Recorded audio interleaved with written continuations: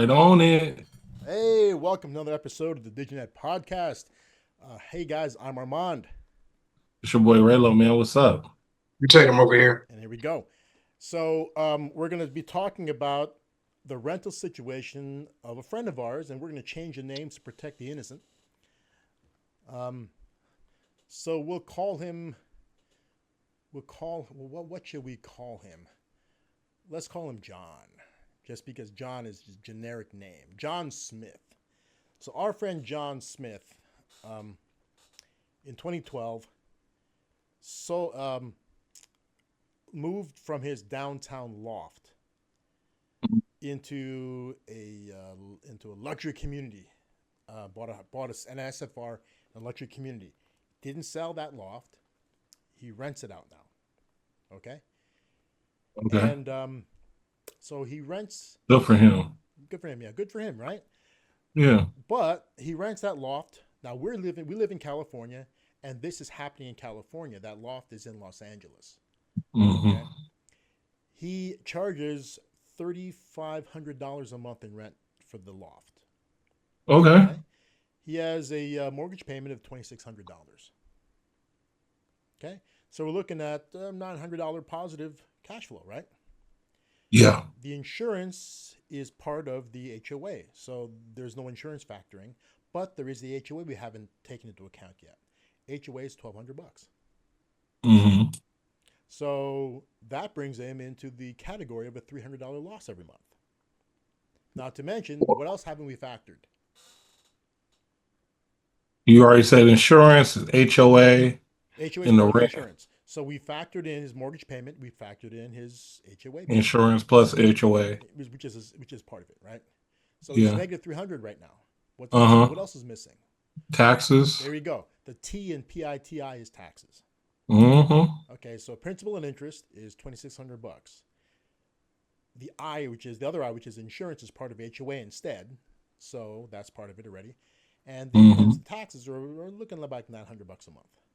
Wow. So our friend John Smith is negative $1,200 on that property. Who's living in there? Now he's renting it out. He's renting it out and he's paying $1,200 a month for the person who lived there? Now remember, but the reason why is that's the situation you face in California when you buy a rental property. The Yeah. rent oftentimes doesn't equal all the operating costs. The Yeah. PITI, plus in his case, HOA.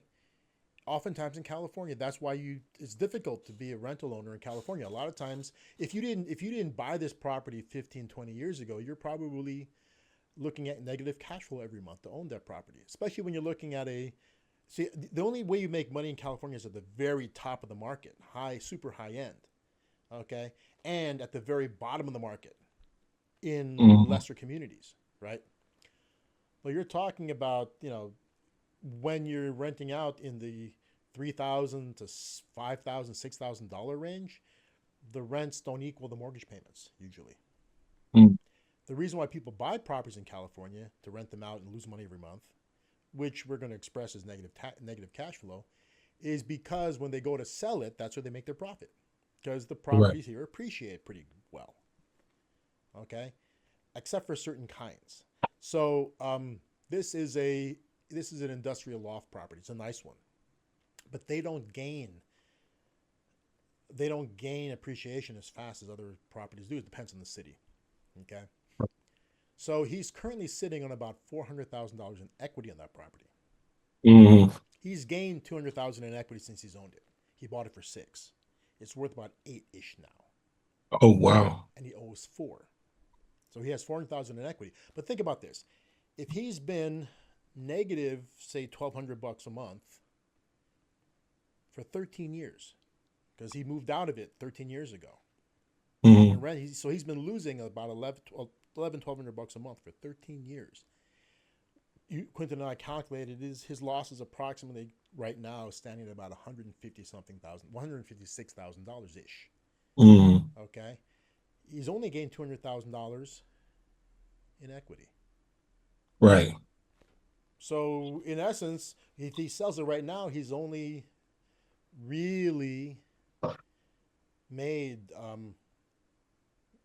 what was it? He's only made like 50 something grand.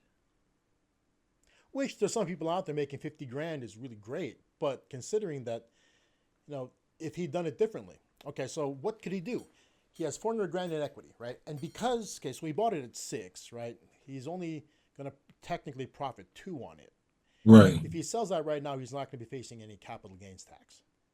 Capital gains tax kicks in after a certain number is reached, and he's not going to reach that number in capital gains. Mm-hmm. Okay, so he has no capital gain, which means that he doesn't have to reinvest it right away. He can sell it and take his time finding something else or Mm-hmm. multiple something else's. He'll have $400,000, okay, from selling it. Okay, now remember, these are all rough numbers. We're not taking into account, oh, how about closing costs, blah, blah. Let's just say it's $400,000. If we had him look at scenarios like we looked at last week, we're talking like you can be in a property for about 20 grand. Some of these things were $18,000 to get into, right? These $88,000, $90,000 purchases we're looking at in the middle of the country cost about 18 grand to get into. Right. Okay. Let's call it 20. How many $20,000 down payments can he make with $400,000? Not a trick Oh, question. well, 400,000. How many $20,000 payments can you make How with many $400,000? $20,000 down payments can he make with $400,000? 20. 20. And each one of those is going to have a net positive cash flow monthly of at least $550 to $600. So 20 Mm-hmm. properties purchased with the equity that he gets by selling, making $600 a month each. What is that? Mm-hmm. It's $12,000. So you can either be positive $12,000 and his situation doesn't change. So it's still the same amount of equity going into these purchases, right? So he still has 400 grand in equity and he's positive 12 grand a month instead of being negative 1,200. Better situation. Mm-hmm. And it's funny. So I was talking to him, and he's he's an upscale guy, right? So he's like, oh man, but I have friends who tried to buy rentals in places like Florida, and they're having trouble finding renters. Okay, so he's kind of skeptical about owning rental property because his experience has been you lose money in them, and in some places it's hard to rent, right? Mm-hmm. So the question that I immediately asked him, well, how much are the purchase prices on these properties that your friends bought to rent out? He says all of them over 500 grand, right? Different market entirely. $500,000 rental property in Florida is going to be really nice, right? Because Florida is cheaper than here. A $500,000 property in Florida is the equivalent of probably an 800 plus thousand property here. Okay, nicer properties. Okay, that market's harder to it's harder to compete in that market. Okay, there's fewer people looking to rent in that market. If you're looking to rent properties that have purchase prices of 100 grand, you're talking about lower income, and there's a lot more of those people in certain states. Easier to rent out. Okay. But thing is, when he looks at a rental property, just like a lot of guys, I mean, in fact, Raymond, I think you have the same mentality going into it. When you look at a rental property, you think of the person renting it to be like you. It's like, okay, I wouldn't rent this. It's like, you don't want to you don't want to buy what you think is like, this down market property. But the reality is that down market property makes you money. Right. The property that we would rent would break even for us, maybe even lose. Mm-hmm. Right? So he had to change his thinking entirely about who his rental market. And that's the problem with most businesses. When people jump into a business, when a person becomes an entrepreneur, they always look at themselves as the target market. Mm-hmm. And crazy part, when lower income people look to become entrepreneurs, they look at higher income people as target markets. Mm-hmm. they want target markets of people with bigger incomes, right? But the reality, a lot Mm-hmm. of businesses are more profitable when they serve lower income people, right? When you serve the masses is when you make more money. So we're talking about it now, and so now he's really getting it now, and he's interested because once again, tax time is rolling around. He's looking at a big tax bill. He's looking for ways to reduce it, and if you have a certain number of these properties in your portfolio, especially when you start them up, if you any property you buy towards the end of the year, okay, so you bought it, now you have to get it rented out. You declare, especially those properties, you declare them as short-term rentals Mm-hmm. because they haven't even been rented yet. You can always pop a renter in there, like last minute for 7 days, and it's a short-term rental. And if it's a short-term rental and you fit the criteria as a real estate professional, okay, you can take a significant amount of depreciation immediately if you do a cost segregation study. So anybody doing this for a living at the end of the year, they should acquire a lot of their properties towards the end of the year so they can declare them as short-term rentals for that tax year Mm-hmm. and get a bunch of depreciation to offset the income they're going to be making. Okay, so now he's getting it. So he's like, okay. So my goal is to get him to sell that thing. Because honestly, at this point in time, it's the only reason to keep it. Okay, what's the only benefit that it gives him? Okay, so it gives him two benefits. What's one benefit it gives him? Equity. No, Growth. having it. What is the benefit of having it? What's the benefit of I having it? mean, eventually the property. I mean, the property value will go up. Appreciation. So Yeah. appreciation is one thing, isn't it? But does that do anything for his taxes? Not at all, and it never will. Appreciation Mm-hmm. is basically it's a gain on paper. It's not even a loss. It doesn't help him, right? What helps him tax wise? What can he write off? He's writing off the loss. No, you can't write the loss off either. Really? Well, in a way, no, you can, no, he can. What he can write off the mortgage payments, not the mortgage, the interest on the mortgage payments. He can write off interest. Mm-hmm. Okay. The loss, there's ways to do that, but yeah, I guess technically, yeah, that's one thing you write off.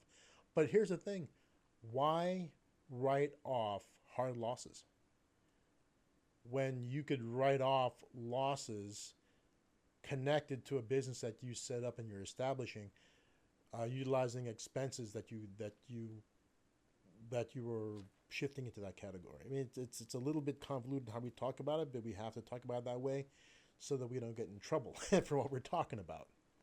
Mm-hmm. Okay, so you don't want to, like, for example, is depreciation a loss? Yeah. It is. Depreciation's a loss, right? Depreciation's a loss that can help you out a lot when it comes to taxes, right? But is depreciation money out of your pocket? Is it an actual loss? No. Wait a minute, you getting that? Mm. Is depreciation, so depreciation is a loss that you can use to offset your tax burden, right? Right.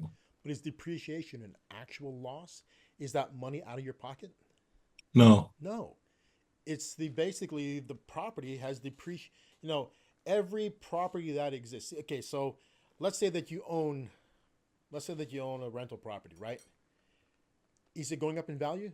More than likely, yes.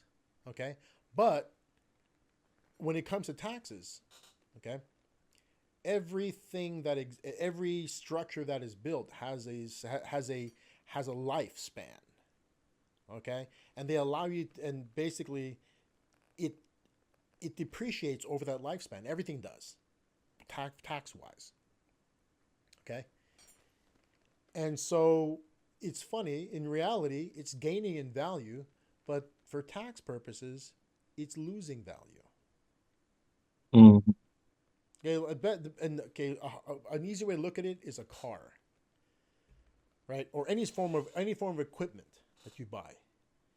Okay, if any major equipment purchase you make for your business, the way that you expense that, the way that you treat it for taxes, is you depreciate it. So if you bought and for many things, you just take it all at once. I mean, you bought office supplies. That doesn't really count. The office supplies are an expense. Okay, but capital expenditure, a vehicle, you buy a vehicle, okay, for $150,000, and it has a service life of 7 years. You Mm-hmm. divide it, the purchase price that you. I mean, this is a simplified version. Bought it for $100,000.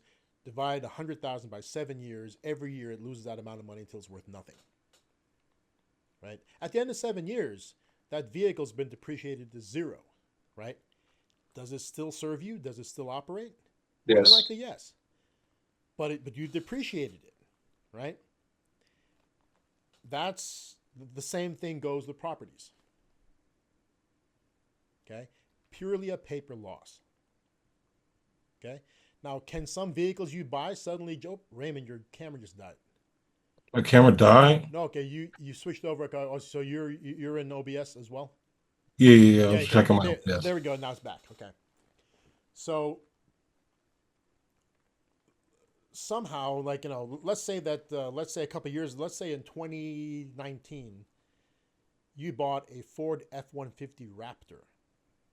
Mm, Okay, you bought that and you're depreciating it for tax purposes because it fit the bill for a business vehicle. It's over 6,000 pounds, and it's business use, and you're depreciating it. Okay. mm, Funny thing about the Raptor, and I'm not sure about now, but from 2019 to like 2022, 23, they didn't lose value. mm, So you can buy a Raptor and sell it pretty much 3 years later for the same price you bought it for or more. mm. Okay, like Corvettes. Remember when when the new C whatever C8 came out, it was selling for greater than its list price. Okay, even though the car is going up in value, you're still depreciating it tax wise. That's what a house is. That's what property rental properties are like. Mm-hmm. Okay, you can depreciate them. Okay, so those are losses that you can take. There's many losses like that you can take. Expenses that generate losses that are not out of pocket expenses. Okay, why why generate a bunch of out of pocket expenses instead when you have a choice in the matter? Mm-hmm. Okay, why create real hard losses when you can just create depreciation instead? Okay. Mm-hmm. Anyway, so yeah, so he's so that's a gentleman who's gonna if he just sold just selling that now. Honestly, what is that? To make what's 50,000 I mean, like if you really factor it out, right? If you had $400,000, what's 400,000 at let's say 10%? What's 10% at 400,000? 40 grand, right? 40 grand, yeah. Okay. What's it at 5%? 20 grand. Yeah. Okay. Right. If he sold that property and just invested in something with an average rate of return of 5%, he'd make 20 grand a year. Is that right? Mm-hmm. Yeah, 20 instead grand a of year. losing. Yeah, instead of losing. Yeah. I mean the good like the whole thing is you just gotta let them know. All right, the bright side of things. You held on to this thing to where you doubled the property value. So when you sell it, you're coming out with a profit. You should No, no, take no. He this. didn't double the value. He bought it at six. It's worth eight. Oh, okay. I'm sorry. I thought it was at four. Now remember, So his balance stands at four. stands at four. His balance is 400. It's worth eight. He bought it for six. So Mm-hmm. he's paid it down $200,000 in the time he's owned it. And here's the other But thing if he though: sold it, he'll get four hundred if thousand. he's only get $400,000, and even if he just invested that in like I think that the average rate of return on certain mutual funds, because remember mutual funds are a long term investment, right? Mm-hmm. If you sold that and put $400,000 towards mutual funds that got 10% rate of return, you'd make 40 grand a year off that $400,000. Okay, Yeah. that At that would least, that would be a better deal than what he's looking at now. yeah. At least, even if he say, and this is how I would do it if I was John, right? If I was John and you came to me and I told you my situation and and you were like you're trying to get me to sell it, right? And say I went ahead and did it, right? I probably wouldn't take the full 400,000 And buy and properties. invest it. I would take half of it though, and at least taking that half will bring me. I ain't gonna say at the minimum, but I'll project to at least make an extra $5,000 a month instead of losing Yeah, I uh mean, 1,200 a month. ideally, I mean, if we were investment advisors, which we're not, okay, we would have to tell him, okay, because I was, right? If I Mm-hmm. was still an investment advisor, okay, if I was a registered investment advisor, I'd have to tell him to diversify that. I'd tell him you put X amount, you could put X amount into rental real estate. You could Mm-hmm. put X amount into some form of guaranteed, some sort of investment vehicle with a guaranteed payout. You put a certain amount towards tech. I mean, like you spread it out. Right. But all of it's long term, though. Remember, we're talking about money that's growing for the long term. We're not talking about money to live on. Because no, think about it right now. He's not living on this at all because it's costing him money. So this is not Mm-hmm. generating him money that he spends daily right now. It's basically he's banking the equity.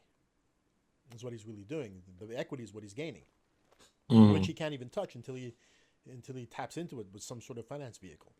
Right. Okay, so he could, if he wanted to be super risk tolerant, he could put it all towards rental properties. Right. And that will at least give you 10,000. Yeah, dude, and if it even performs at half of what it is, it's better than what he's doing now. Better what you're doing now, and then you can still tap into that equity a little bit later. Oh, he's gonna grow again. He's gonna grow It's gonna faster go. than what he's got now. Okay, Yep.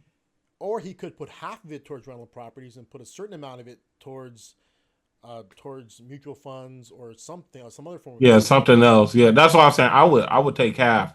I'll take half, do what you're talking about, and then take another half. And I probably wouldn't just let the money sit, but Oh put it no, in something where it'll none of it grow. should sit. None of it. None No, of and it he's sit. got excellent credit, with a really large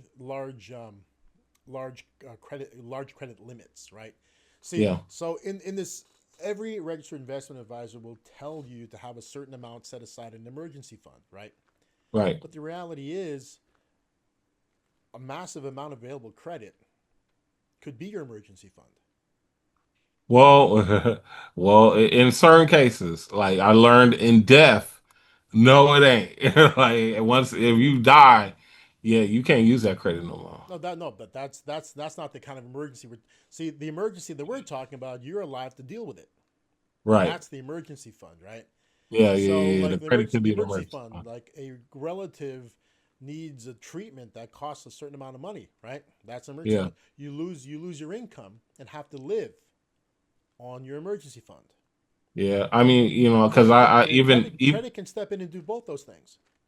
yeah, I mean, but it also it's like because I recently had to do the same thing. Emergency fund came from the credit, right? And thank God I had it, right? Hmm. But the whole thing was like now I got to pay it back, and it demolished my credit score to where it was like, man, I was almost to a 700. Well, because I was remember trying to this. get to Because remember this. 8. Okay, so w- the emergency fund that you're Mm, foregoing. Okay, so let's say that you've got $50,000 in cash, right, as an mm, emergency fund, mm, and somebody like me is saying, "Oh, you don't need to have that cash as an emergency fund if you have the credit equivalent that you can tap into." Right? mm, If you hear that and say, "Yeah, I don't need this cash as an emergency fund," that cash should be put towards something that will increase it. That cash should be invested in something, not spent. mm, Right? So if you have $50,000 in cash and it's sitting there as an emergency fund, you can make it do something to earn, right? And your credit now stands as emerg.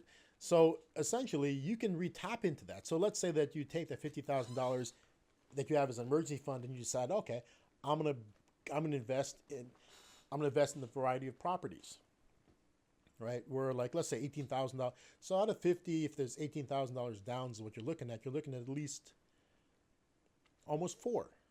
No, is it mm, three? Three times 18, 30, close to three um, properties you'd purchase with it. Okay, mm, which will earn you about $1,500 a month. mm. Okay, what was that cash earning you in the bank? Zero, pretty much. Right. Okay, if I mean barely more than zero, depends where you had it. If it was in a checking account, yeah, zero, essentially. If it was in a savings account, like point zero something, it's like nothing, right? Now Right. it's making you $1,500 a month. Mm, Now you have your credit there as an emergency fund, so something happens, you can immediately tap into that, and then you can look towards your real estate portfolio to see what kind of equity you can draw on to pay that credit back if need be, Right. right? Or because a lot of times emergency funds have. So when would you need an emergency fund? When you need to give money to somebody else for some reason. That's one reason, which you don't Right. want to do. But like some close Yeah. relative needs freaking cancer treatment, and you're chipping in towards that. Okay, Yeah. Or like in my case, I had to pay for a funeral. pay for funeral, something like that, right? Yeah. Okay. Um, Now something like that, I mean, you didn't lose your job, so you could choose to pay that money back from money you're earning rather than tap into equity to do it, right? Yeah. And that's the flexible. That's the great part about credit. You can pay Great back over part of my time, credit. right? Yeah. Now, of course, if you're a high enough earner, you can that pays back quick. Okay. Yeah. Now, the other times you need an emergency fund is when you yourself have had some sort of financial setback. Oh shoot, lost my job. The emergency fund can keep all your bills paid for the next couple months. Until you find a new Yeah, source of income. and credit can fill that gap, and you Right. can refi your real estate portfolio to draw out equity to pay that credit back because you don't want to sacrifice your credit. You don't want to get that score dropping, right? Hmm. And of course, because you use DSCR loans, do you need to show income to No. pull money out of those properties? You do not. It's the property's cash flow that they use to qualify the deal. Right. Okay. So yeah, I mean, like emergency funds with the way the credit runs now, are kind of I don't want to say a thing of the past, but you look at them differently, right? So yeah, so that's definitely a way he can go about it. He can liquidate that, buy a certain number of properties to start cash flowing. As the end of the year comes along, he can buy a few more to generate some tax savings. Hmm. Okay. Yeah, so he's looking. So we're looking hard at that now, because he's. It's funny. He's been. This has been going on for 13 years. He hasn't flinched at the negative. But now he's looking harder at it. He's like, oh, do I really want to be negative on this? Well, that's the funny part. I asked him, do you really want to be negative on this? And so he's thinking more about it. He didn't give it much thought before. Yeah. I mean, yeah. Because Yeah. he was just Yeah. thinking, yeah, it's gaining value.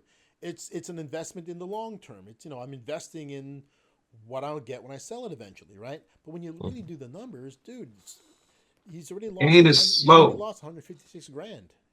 It's slow, but it like I mean, and if you have to be persuasive with them, especially it's like not only is it like it is advice, but it's a selling opportunity too. Mm, Man, look, this is how we gonna maximize this. yes. This is how you like you're it's moving too slow.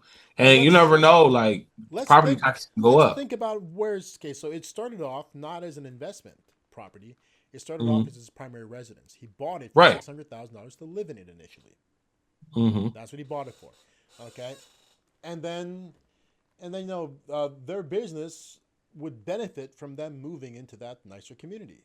So they Yeah. said, yeah, it is a much larger mortgage payment we got to deal with moving into this place, right?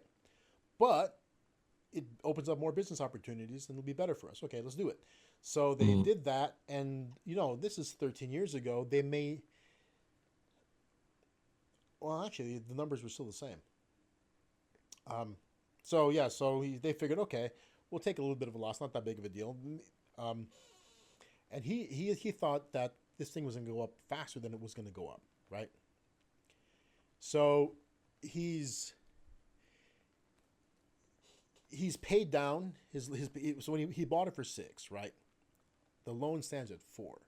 Okay, I don't know how much it was probably a sizable down payment to get into it. I don't think he's Hmm. paid down much of it at all. Hmm. Okay, I think the equity he has in it is because he down payment. Right. Okay, so if you really think about it, okay, it's gained $200,000 in appreciation Hmm. over the time that he's moved out of it, or ever since he bought it. It's gained $200,000 in value. When he was living in it, it was not. it was I don't want to call it negative cash flow, but he wasn't collecting anything for it, and he was spending that $2,600 plus his homeowner's insurance. I mean his homeowners association dues plus his taxes, Hmm. and not getting anything back. So it was negative. It was negative really to him because we never look at our primary residence as negative cash flow, but they are True. because you're spending 3,000. I mean, actually, he's spending what 2,600 plus 1,200 ish. That's 3,800 roughly plus 900. He's spending over plus of $5,000 to live in it, right? Yeah. Which is, but the rationale is, oh, I'd spend it to live. I would spend that in rent somewhere. That's the rationale. What you're describing almost like our rent is negative cash flow. Rent is definitely negative cash flow, right? But Yeah, that's what I'm saying. Like it's negative cash flow but a regardless. mortgage kind of is too. So I mean, but oh, okay, so okay, so what is the rationale that people use to say, oh, stop renting and buy something for yourself? Because it's more of an investment. Well, because now instead of paying for somebody else's equity, you're paying it into your own, Right. right? But what's the reality of a mortgage when you first get it? Okay, Oh, that equity is not going to pay off regardless yeah, until well, you you're get to a paying certain age. interest. So you're not paying. So you're not actually paying the money that especially when you first buy a house, the money you're paying is not going into your equity. It's going to the Yeah. bank's pocket. Paying Yeah. interest. Okay, a very small amount is going to your pocket in terms of equity. Right. Yeah. The only equity you're really developing is the equity the property is getting by going up in value, not by you Mhm. paying down the loan, right? So for Yeah. the first half, pretty much of the life of that mortgage, it's the majority of the payments is interest. Yeah. Okay. And since we're being anonymous, I experienced that also. Um, I know a couple Okay. who bought a house um under 600,000 Okay. and got divorced within 2 years. Not even a full 2 years. I don't even want to say it was a full year within them having a house. And yeah, it became to where they didn't cash out anything on the house because of that. Oh, I mean, Because they had to sell the house. a divorce at the wrong time could be devastating when it It comes to was that. very So devastating. like what if you bought a house at 6 and then you got divorced and it was worth 5 because you had a bad year, right? Ooh, now that would have been a total disaster. I Yeah, mean, luckily I don't think it depreciated, yeah, probably not, but the reality, okay, but it could have. so what happens? What happens when a property depreciates and the couple gets divorced? What are the see? The funny thing They is, took a loss. well, not really. You walk away from it. Your Oh yeah, losses, you are your loss is going to be the negative impact on your credit. true. Okay, which now, okay, so our friend John Smith is not going to do what I advise you guys to do. Okay, because we are not in the I guess in the lifestyle ballpark of John Smith, right? Uh, Okay, okay. So my advice to a young homeowner, a young prospective homeowner, is to buy units and live in one of them. Because if you buy units and live in one of them, the rent you collect may offset your mortgage payment to the point that there isn't one. It's really quite, depending where you buy, it's really quite possible to buy a 3 unit and have the rent from the two other units completely cover your PITI. More than hmm possible in certain places. Okay? But what do you give up by doing that? See, when you do that, your property truly becomes something, it becomes an investment. It becomes something that provides positive cash flow. It really does, right? You have hmm a place to live and no money comes out of pocket. That's awesome. It's like living with your parents still in many ways, right? Except you don't have to deal with them. But what's the drawback to that situation? Landlord. What? You're a landlord now? No, dude, you want to be a landlord. That's not a drawback. What's the drawback? The renter's connected to you Yeah. physically connected. There's a wall separate because in most properties that are units, they're all one building. They share each. Somebody, if it's the 3 units, somebody's unlucky enough to share 2 walls with other people. Okay, so you give up the a degree of privacy. Okay, Yeah. okay. Honest, like thinking about it, like say like in the apartment that we live in, right? Like I see the landlord every once in a while, right? So we know who he is. And but if I was the landlord, right? And say these properties generate enough to where I can live for free. Mm-hmm. I would not like one, the first thing I would do, right, is of course get a manager, right? And try to get them a property either free or low cost, right? And I would tell the manager to never tell the tenants that I actually own the building. But okay. So let's discuss that. Okay, what that does is that precludes you from getting the maximum tax benefit. See, when you, well, I guess they're not short-term rentals. Okay, so if you own a portfolio of short-term rental properties, Mhm. you can't have a property manager that is labeled as such. Really? Yeah, because the reason you're able to take that massive depreciation and offset W-2 income with it is because you're managing them. Oh wow.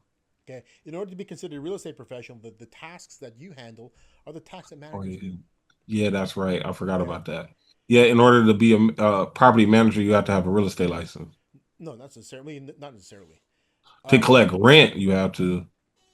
no, you don't have to be a realtor to collect rent. You can buy a property right now, and rent it out and collect rent. You don't have to be a realtor. Mm. I don't know. Like we got. Oh well, I think it was Now, because we were if you trying want to. to if you want to make money running a property management company, is probably required. Okay, Yeah, but that's what it but we're was. talking about a super, right? You're talking about the guy who like a maintenance guy. See, a super is different than a manager. Hmm. Super's a maintenance guy. Yeah. You can have a guy who lives in the complex and handle all the repairs and stuff, right? Yeah. He just wouldn't be a property manager. He's a super. Mm. Okay. You as the manager of property, you be the one to list it and collect rentals, and Oh, that's then that. yeah, you definitely didn't want to. You definitely don't want to live there then. Well, no, I mean, like we're talking about a 3 unit.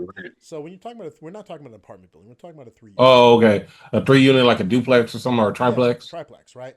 See, the what you lose is the privacy of being like what I've got, right? Or Raymond, what you Hmm. got.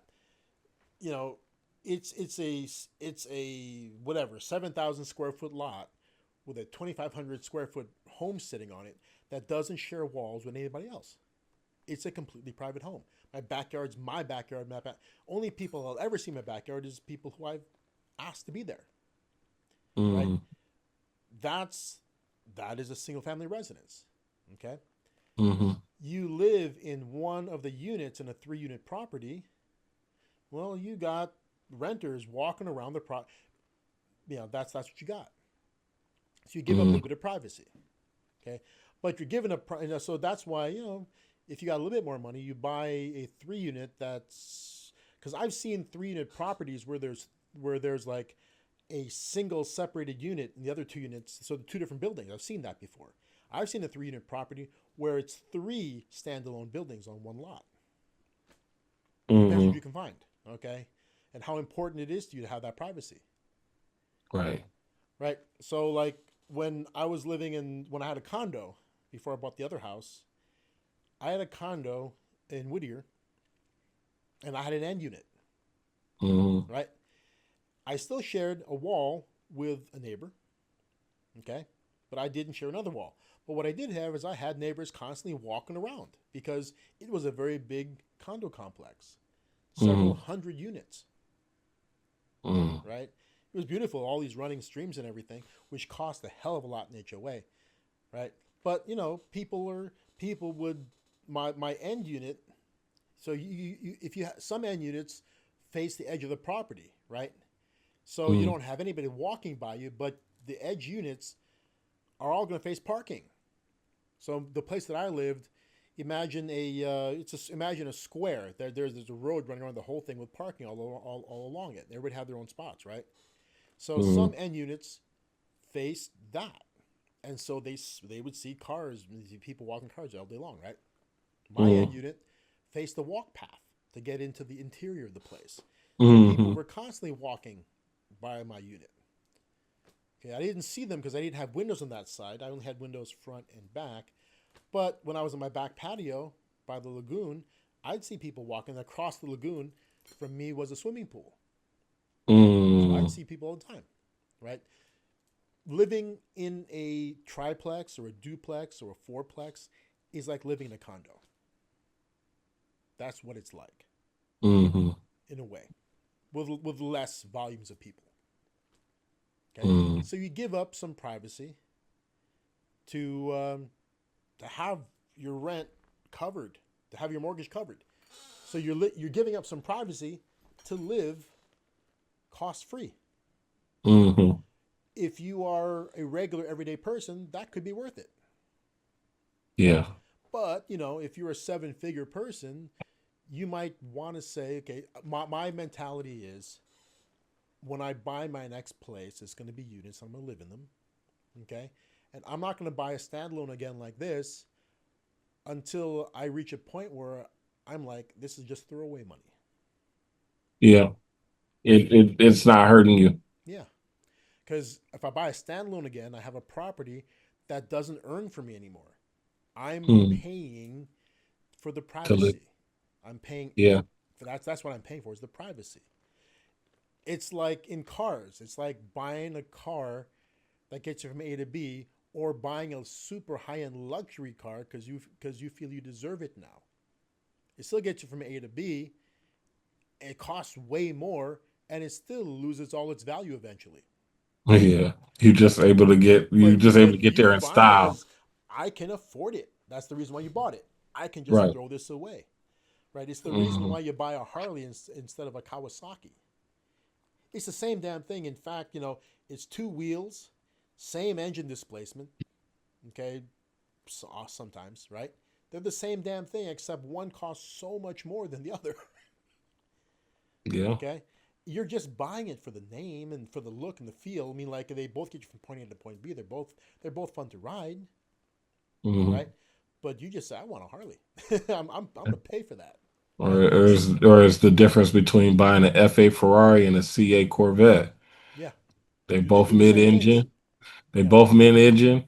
They both V8. You know what I'm saying? Like it's yeah. you know what I'm saying? It's just one is a Ferrari, one probably drives a little bit smoother, I guess. Neither one And drives smoother. They're huh? both they're both like if you ever driven those things are made those things are created so you can feel the road. Yeah. So it's like yeah. So yeah, that's the reality. So that's how we look at properties now. I mean, this is the last SFR I'm gonna buy for a while.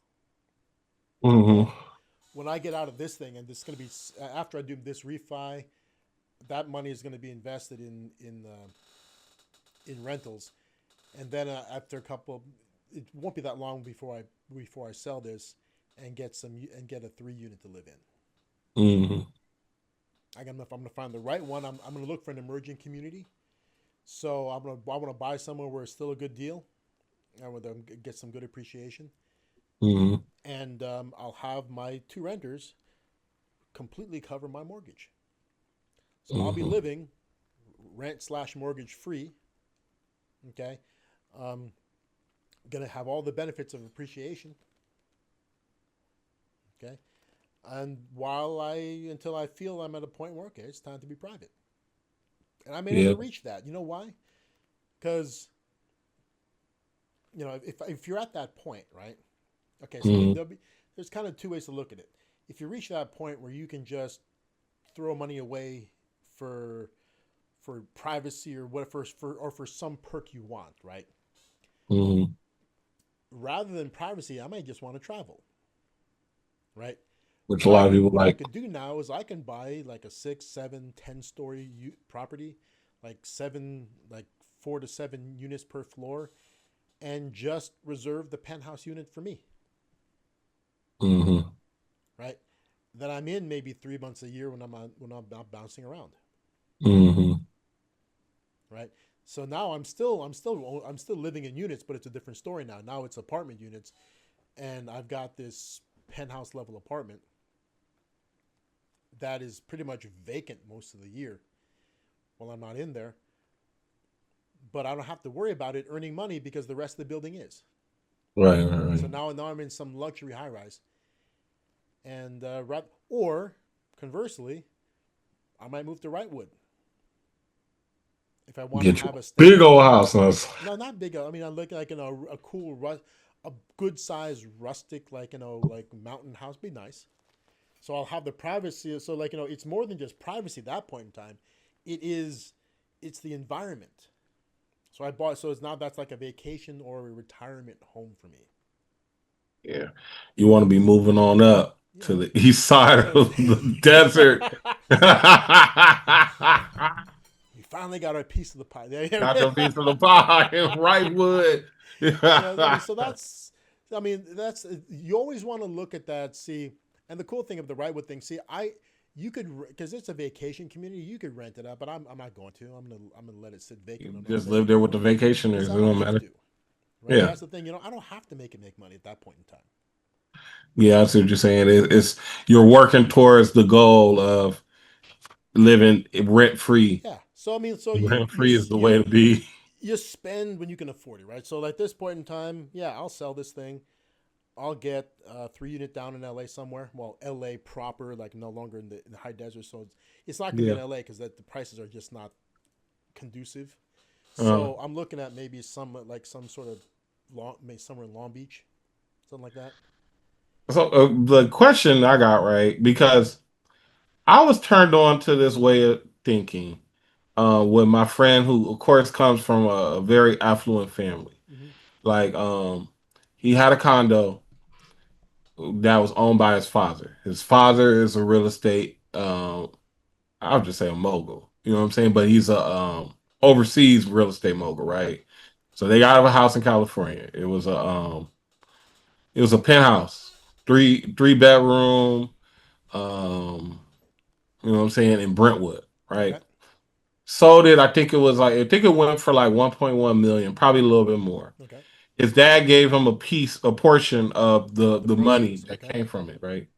So the thinking, right? And this is the first time I ever experienced this. He was like, okay, what I have to do is I need to go find me a place, but I can't just go and just rent somewhere because LA rent is high. He was trying to find a duplex to buy, not to live in, but and this we were calculating just like how we calculated. Going on Zillow, trying to find a duplex that he can put money down on. And once he put the money down on the duplex, the money from the duplex, he was going to take it to offset the rent where he wanted to live. Okay. And that was his mode of thinking. I was just like, why don't you like? Because of course, most common people would, okay, I got this settlement. I'm just going to take this and either go buy another house or I'm just going to live somewhere and I have an extra. I want to say it was around $200,000 that he got. He got a nice sum of money, lump sum of money, and like I remember we went and checked out a lot of places. I remember because you know for him, he was a transplant. He's not really from LA. Yeah, I remember that. I was though. Yeah. So I was like, all right, let's go check out places. I remember I showed him Redondo Beach. He loved Redondo Beach. He never seen Redondo Beach. Okay. And loved how it was quiet and everything. I told him San Pedro, where my dad lived. We also had another friend that lived up there. He loved San Pedro. I remember the place he hated was Long Beach. And I remember I told him, I was like, if you go get a rental property, it'll pay for anything in Long Beach. Like you can get an apartment, a nice apartment in Long Beach for like $700 still. You know what I'm saying? It's one of the few places in like the Southern California Yeah, area that you it's a strange little enclave. Long Beach, for some reason, it doesn't gain like. But okay, but here's the thing, though. Okay, uh, so he's okay. He I'll tell you what he did okay. eventually, but So that the mode of thinking was duplex, get the money off the duplex and offset the rent. so what ended up happening?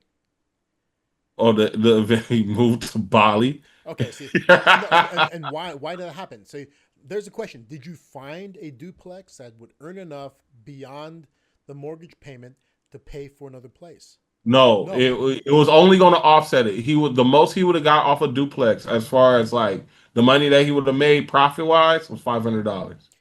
Dude, he now honestly, you guys weren't probably factoring everything. You probably even factored taxes. Probably not. In California, you're not going to make anything in a Mm. recent purchase. See, that's the problem. See, this guy, so he's a guy from a family with money, but I find some of the best people to lead you through investments are people who came from nothing, people who had struggles, people who understand. Because whenever you get an advisor who's come from money, see, I would never see if I was you talking to that guy, I'd have him buy properties in other states to fund the property he lives in here if he wants to live here. Now, look, that's the thing. We weren't like, this aspect of rental property, this came with our conversations. Mm-hmm. He was the first one that just introduced me into Yeah, buy a property, take the money from that property, use it to offset your rent. yeah, Because like if I was thinking the way I was thinking now, like, man, let's go to Mississippi, let's yeah. go to See, Arkansas, let's go the down. problem is the way he's thinking is when he, and this is the way that our friend John Smith looks at things. When he looks at a property to buy to rent out, in his mind, he's renting it to himself. The person who's going to rent it is a person just like him. So you're Hmm. looking at nice places. Hmm. Yeah, but here's the whole thing. John could take that same $400,000 and use it toward say a southern state, put close to the Yeah, yeah, 400,000, yeah, yeah. No, no, be no. making like Yeah, 8,000 a month that's the point. I mean, positive. but they have a hard time thinking about it because the properties that they would buy there would turn them off personally. See, Yeah, that's what I'm saying is that Raymond's friend, who we didn't give him a name, did we?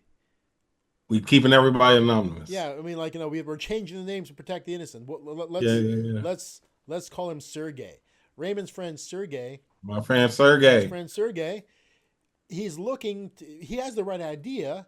I'll buy an income income generating property. property to help me pay for the place I want to live in. But the income Yeah. generating properties he's looking at are places where someone like himself would want to live.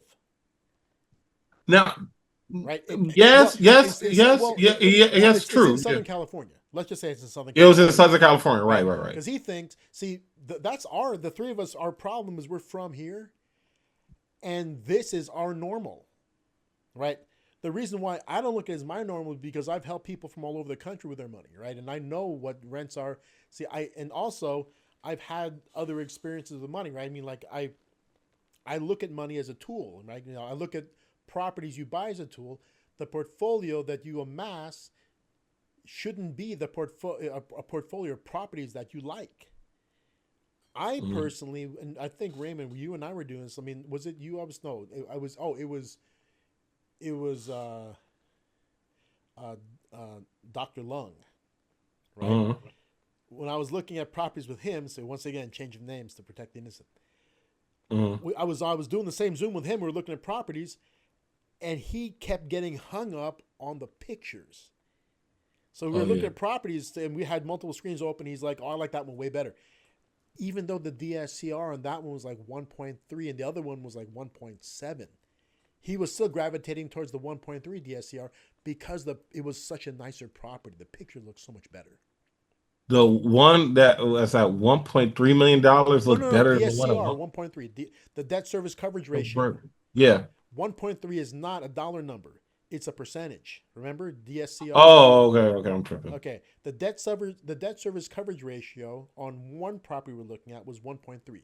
In other words, it makes 30% over its cost. Right. Okay. The other one was 1.7. It makes 70% over its cost. Which one's a better deal? To one of them. 70%. 1.7 by a huge margin. But he was ignoring it for the 1.3 because 1.3 looked really nice. The way that Yeah. it was decorated, the way it was a beautiful property actually. I'm like, dude, look at the DSCR. I'm like, okay, I I took I mean, like I scrolled up so you couldn't see the photos. Just look at the description: bedroom count, rental amounts. which one makes more sense? See, people get, even if you're even looking at properties, you tend to kind of ignore the ugly ones.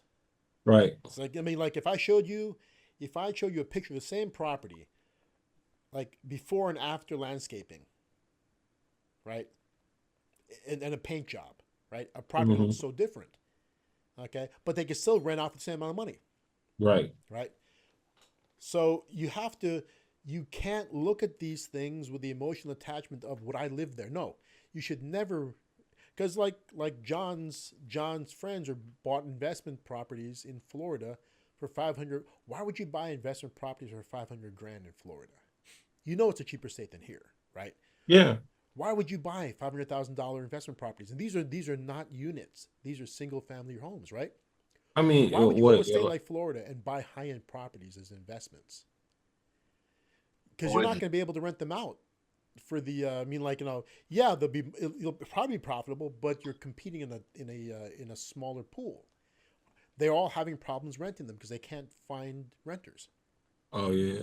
I mean, the only thing that they got going on right now is a lot of people flocking to Florida right now, Yeah, and they're talking about getting rid of property taxes down there too. hmm but who's flocking to Florida?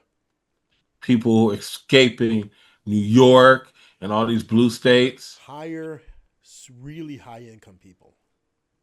See, the True. people leaving New York to go to Florida are people with serious income levels because those are the Yep. ones that are going to be impacted by these crazy Mamdani laws. Yeah, yeah, Okay, yeah, yeah. But they on him. He not about to be. He ain't about to. He's not about to accomplish what he's doing. yeah, but And you know people what? Like but people are we. still afraid. That's why there's an exodus. Oh yeah, yeah, yeah. Yeah. And you know, let me not forget because that was. I wasn't gonna talk about McDonnie, but it's a lot of stuff that's going on that's similar to what McDonnie was doing. Yeah. Because there's a whole scenario going on in Chicago. Oh God. But yeah, but that's the thing. So I mean, you have to look at these properties. What do we call them again? We called them John Smith. what? No, John the Smith. other one. Sergey. Sergey. So see, Sergey is a young guy who comes from a family with money, and that's the reason why he's thinking of higher end things. He wants a portfolio of properties that he could look at and say, "Yeah, these are my properties," and feel some pride in them, But right? it wasn't like because I hear what you're saying, right? But really, the thought process, right, was I need a spot where I can just go and collect the rent. You know, he's thinking like out of state properties. The whole thing is like collecting the rent. That's what a How are property you manager's going to for. collect the rent, huh? So that's what a property manager's for, I know. No, I get that part. right? See, You know what I'm saying? but yeah, I mean, that's not the only. I mean, that might be the excuse for wanting to buy something local. Oh, I want to be able to be around you, right? But the thing is that you're not gonna a guy like that, and he's your actor friend, right? Yeah. Yeah, he's not gonna be involved in running his properties. He's gonna get a No. manager, okay? No. And and a lot of people Nah, if he would have got a house in California, he would have did it. to a Cause degree. yeah, I've seen him collect rent even like when he had the condo, he was charging people rent for rooms. Oh, so he was house hacking. Yeah. That's good. But still, I mean, like I say, so yeah, maybe he collect rent. But you have to look at numbers, right? If you looked at the numbers, he didn't even investigate other states. No, we didn't invest in He those probably things. didn't even investigate communities outside of LA proper. Nope. Didn't think about it like that. Yeah. Because we could have probably did something in Palmdale Oh, easily. Yeah, for sure. or Riverside, Riverside, anywhere. Elsinore. There's all sorts of things you could have done, Yep. right? I like, but that's what I'm saying. Like mine has expanded way more because Yeah. literally that was my first thought of that, where I was like, oh wow, I never thought about just going and getting another property Yeah. offsetting your rent because it was the same thing that he was doing in the condo. Yeah. Because people, and that's the thing. The people want to do with their minds want to stick with the familiar, Right. right? Like, and so, okay, so did you guys even investigate the numbers for properties in like quote unquote distressed areas? Like, did you guys even look in the hood?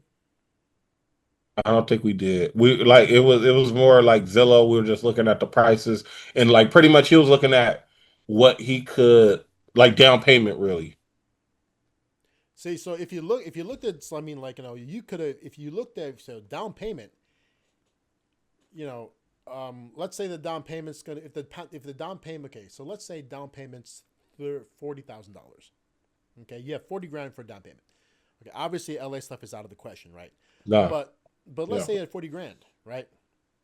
Even with our Arkansas examples, with 40 grand, what are your choices? Like, what are your scenario choices? With $40,000 as a possible down payment, you can buy a property where the down payment's going to be close to 40, like $36,000, right? Hmm.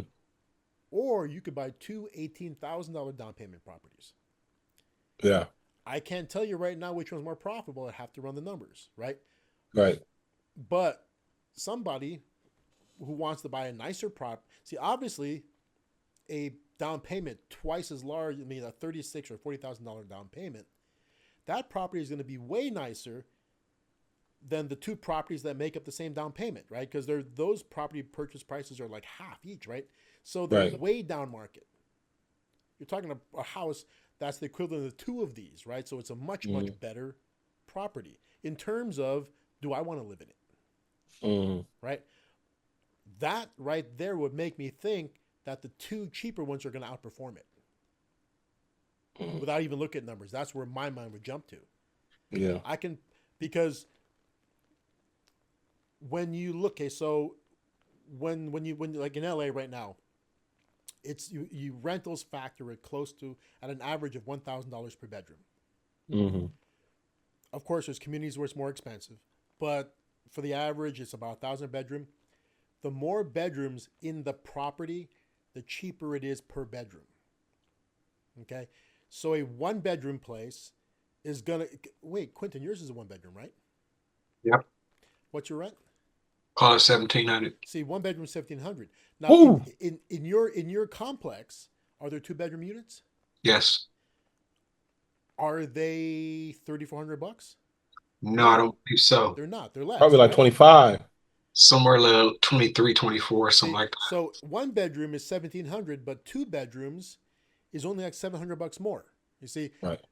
so when it's like so at 2,400, it's about 1,200 per bedroom, where versus a one bedroom 1,700 for the one bedroom, right? Right. The more rooms in your unit, the single unit you get, the cheaper it is per bedroom average, right? So if let's say that these two cheap properties that where the down payments are $18,000, let's say that those are two bedroom properties, right? Two bedroom, yeah, they're two bedroom properties, right? Hmm. And the one that costs double is a four bedroom. Okay. Using the same thinking, will the four bedroom single property rent for more or less than those two bedrooms combined? Less than two It'll bedrooms. rent for less because it's four bedrooms in one property. These others are four bedrooms split into two different properties, right? So remember, the more rooms in the single property, the more each room count.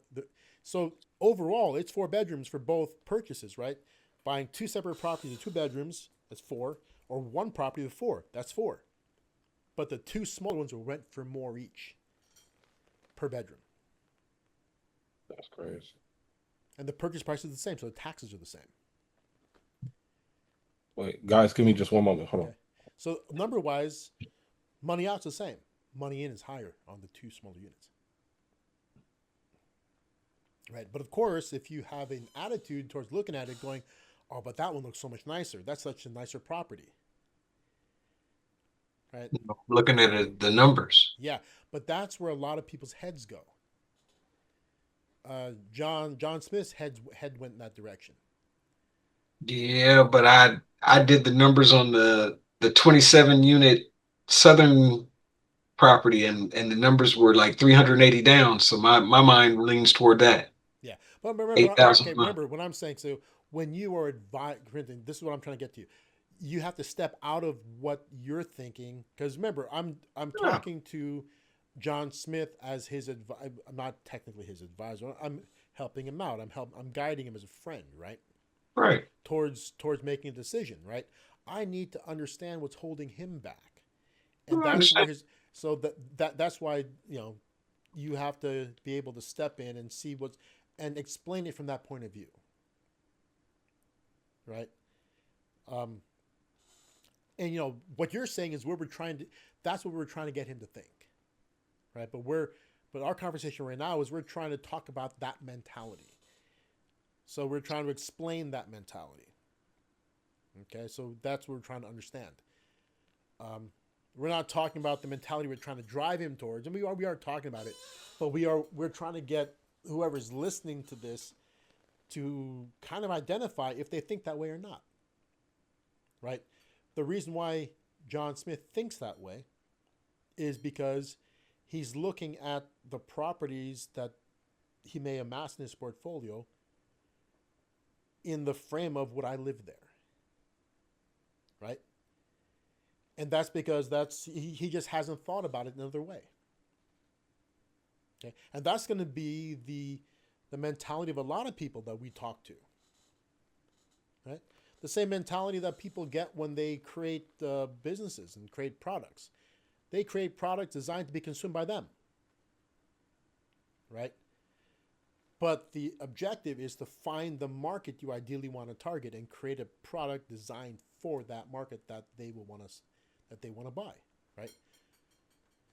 But I think it starts with understanding the frame of mind that you're in and finding the fault, if there is one, in the thinking. Identifying it. Just like what's it called? Like what's the first step to what's it called? The first step to dealing with substance abuse. When a person has substance abuse issues, what's the first step in the road towards dealing with that? To acknowledge that you have a problem. Exactly. You have to understand where you're coming from. Okay, and like John Smith doesn't realize he thinks that way. Right. And the questions I asked, when he talked about, my friends bought these properties in Florida, and they're having trouble renting them. That's why that's one of the things holding it back.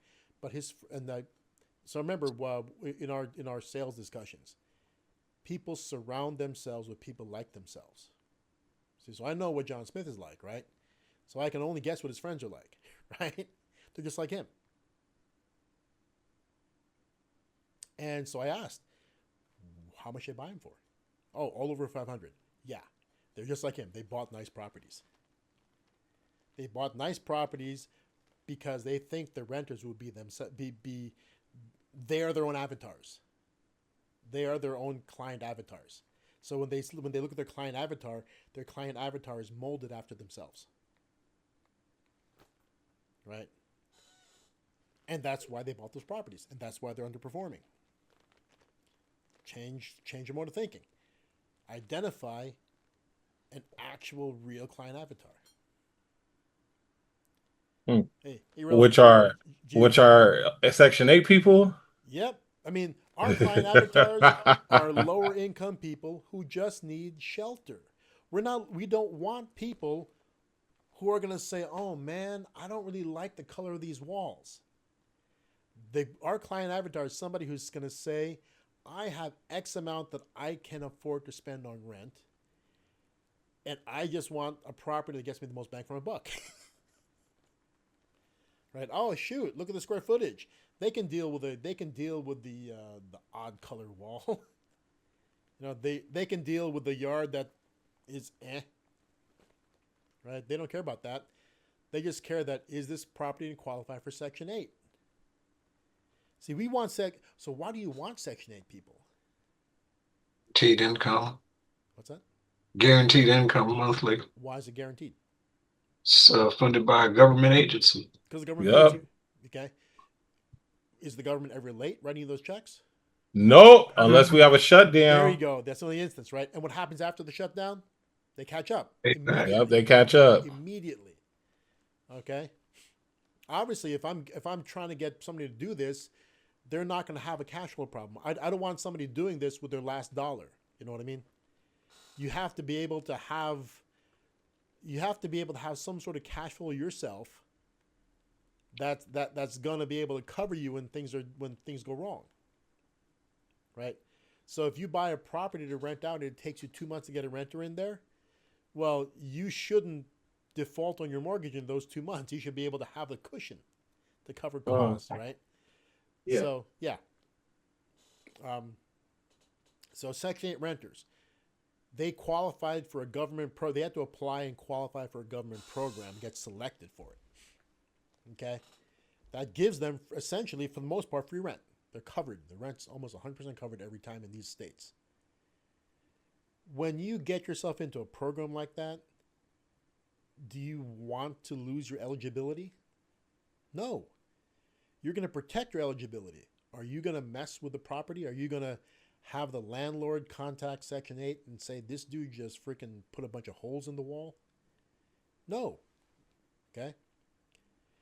So you're going to protect your eligibility. You know, you don't want to lose Section 8 if you have it. So people are afraid of these lower income renters because they think that, oh, dude, these are a freaking bunch of bums who are going to wreck my property. Yeah. They ain't going to do it if they're Section 8 because they don't want to lose eligibility. Okay, so number one, the government pays you directly and they're never late except for during shutdowns, but then they catch right up. Okay? Mhm. So payments, you don't have to worry about collections. Okay? The renters are afraid of losing eligibility, so they're not going to mess with your property. Okay? And they don't want to, and they're probably not going to be as needy as other renters are going to be. Okay? Maybe. You never know. They may not, but essentially, they don't want to lose eligibility, right? Mm. And a lot of these folks are going to want to maintain privacy, so they don't want their landlord coming in and they'll change their own light bulbs. Okay. Yeah, yeah, that's true because a lot of times there are stipulations with Section 8. Yeah. I mean, Yeah, you landlords. definitely don't want your landlord coming in checking in your Section 8 Yeah. because you might have somebody in there that's not supposed to be in there. Yeah. So you want to maintain your privacy. Yeah. See, that's the thing. So they're great renters. They're great renters because the rents always pay it on time, and they're not going to mess with the property. All right. All right. So look, I mean, I'm not. Well, yeah, because I gotta bring this up because it was one of the reasons why I was kind of a little bit late because a new term has emerged, Oh, right? what's this term? The term is vanlord. Is what? A vanlord. What's how's that spelled? VAN Van Lord. L. Oh my God! So you're talking about somebody who buys a bunch of vans and rents them out? Yes, Yes. this has become a problem in our great state of California. So I like that's why I'm saying I was a little bit behind Wait. because Okay. So define it. Okay. So I just said it's a person who buys vans and rents them out, but is it a person who basically provides parking for vans? no, that too, but it's really somebody who rents out either a mobile home or a van at a certain price, and pretty much people are paying it, right? So I came across this video where it was talking about the pretty much the mobile home crisis that's going on in California, Oh, I've right? seen it. Yeah, Well, yeah, I think I'm not gonna say we're the only state that allows this, but it's very, very, very prominent in our state. it is. So it talks about in San Jose where there is a woman who got pretty much started a nonprofit, got some grants, and she pretty much developed a property for people who are living in RVs and living in vans. I think it's like low cost, low to no cost. Um, but some of these people have van lords where she brought up that some of the van lords find out that the van is on their her property. It's like, hey, I need to evict this person out of my RV, and like she has problems with that, right? And they talk pretty much like right now, a van lord is like so much of a new concept. The government hasn't caught up to it, so there's no protection for renters at all, and there's no laws to stop these people from pretty much like if you rent a van or rent an RV, kicking you up out of there, or even charging you a large lump sum of money. There are people who are paying $2,500 a month To just for rent. RVs. Now, are they renting an RV or are they renting an RV and a place to park it? Both. There now there are people who are going and developing properties that are made for people with vans and charging them rent too. And they can charge up to $2,500 a month for just a parking space. See, remember, what you're essentially talking about is a person taking an empty lot and turning it into a trailer park. Turn it into that's all it really is just a new name for See, it. I gotta say, I mean, I respect the initiative. I totally respect that person. I mean, that's some hustle. I mean, It's some hustle. I mean, but it's like of course, like, cause one thing I don't know if we were no, it wasn't our conversations, but over the week, right? I have really, really, really. Oh no, it was out of our conversation because I forgot you showed me that video where pretty much we have people who just don't believe that landlords oh yeah, yeah, are needed. the Marxists, the Yeah, they said, yeah, exactly. Where I get it from that perspective. Like you're coming from a perspective where you feel like people are charging too much for people to live. Especially like the video that I just saw, right? It's taking place in San Jose, where it's not that far from San Francisco, right? And people keep talking about there is this like housing shortage where there's just no place to put people.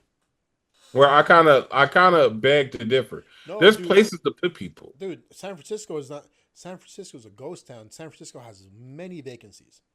And that's what I'm saying. There's so many vacancies to where it's like I'm not trying to hear that.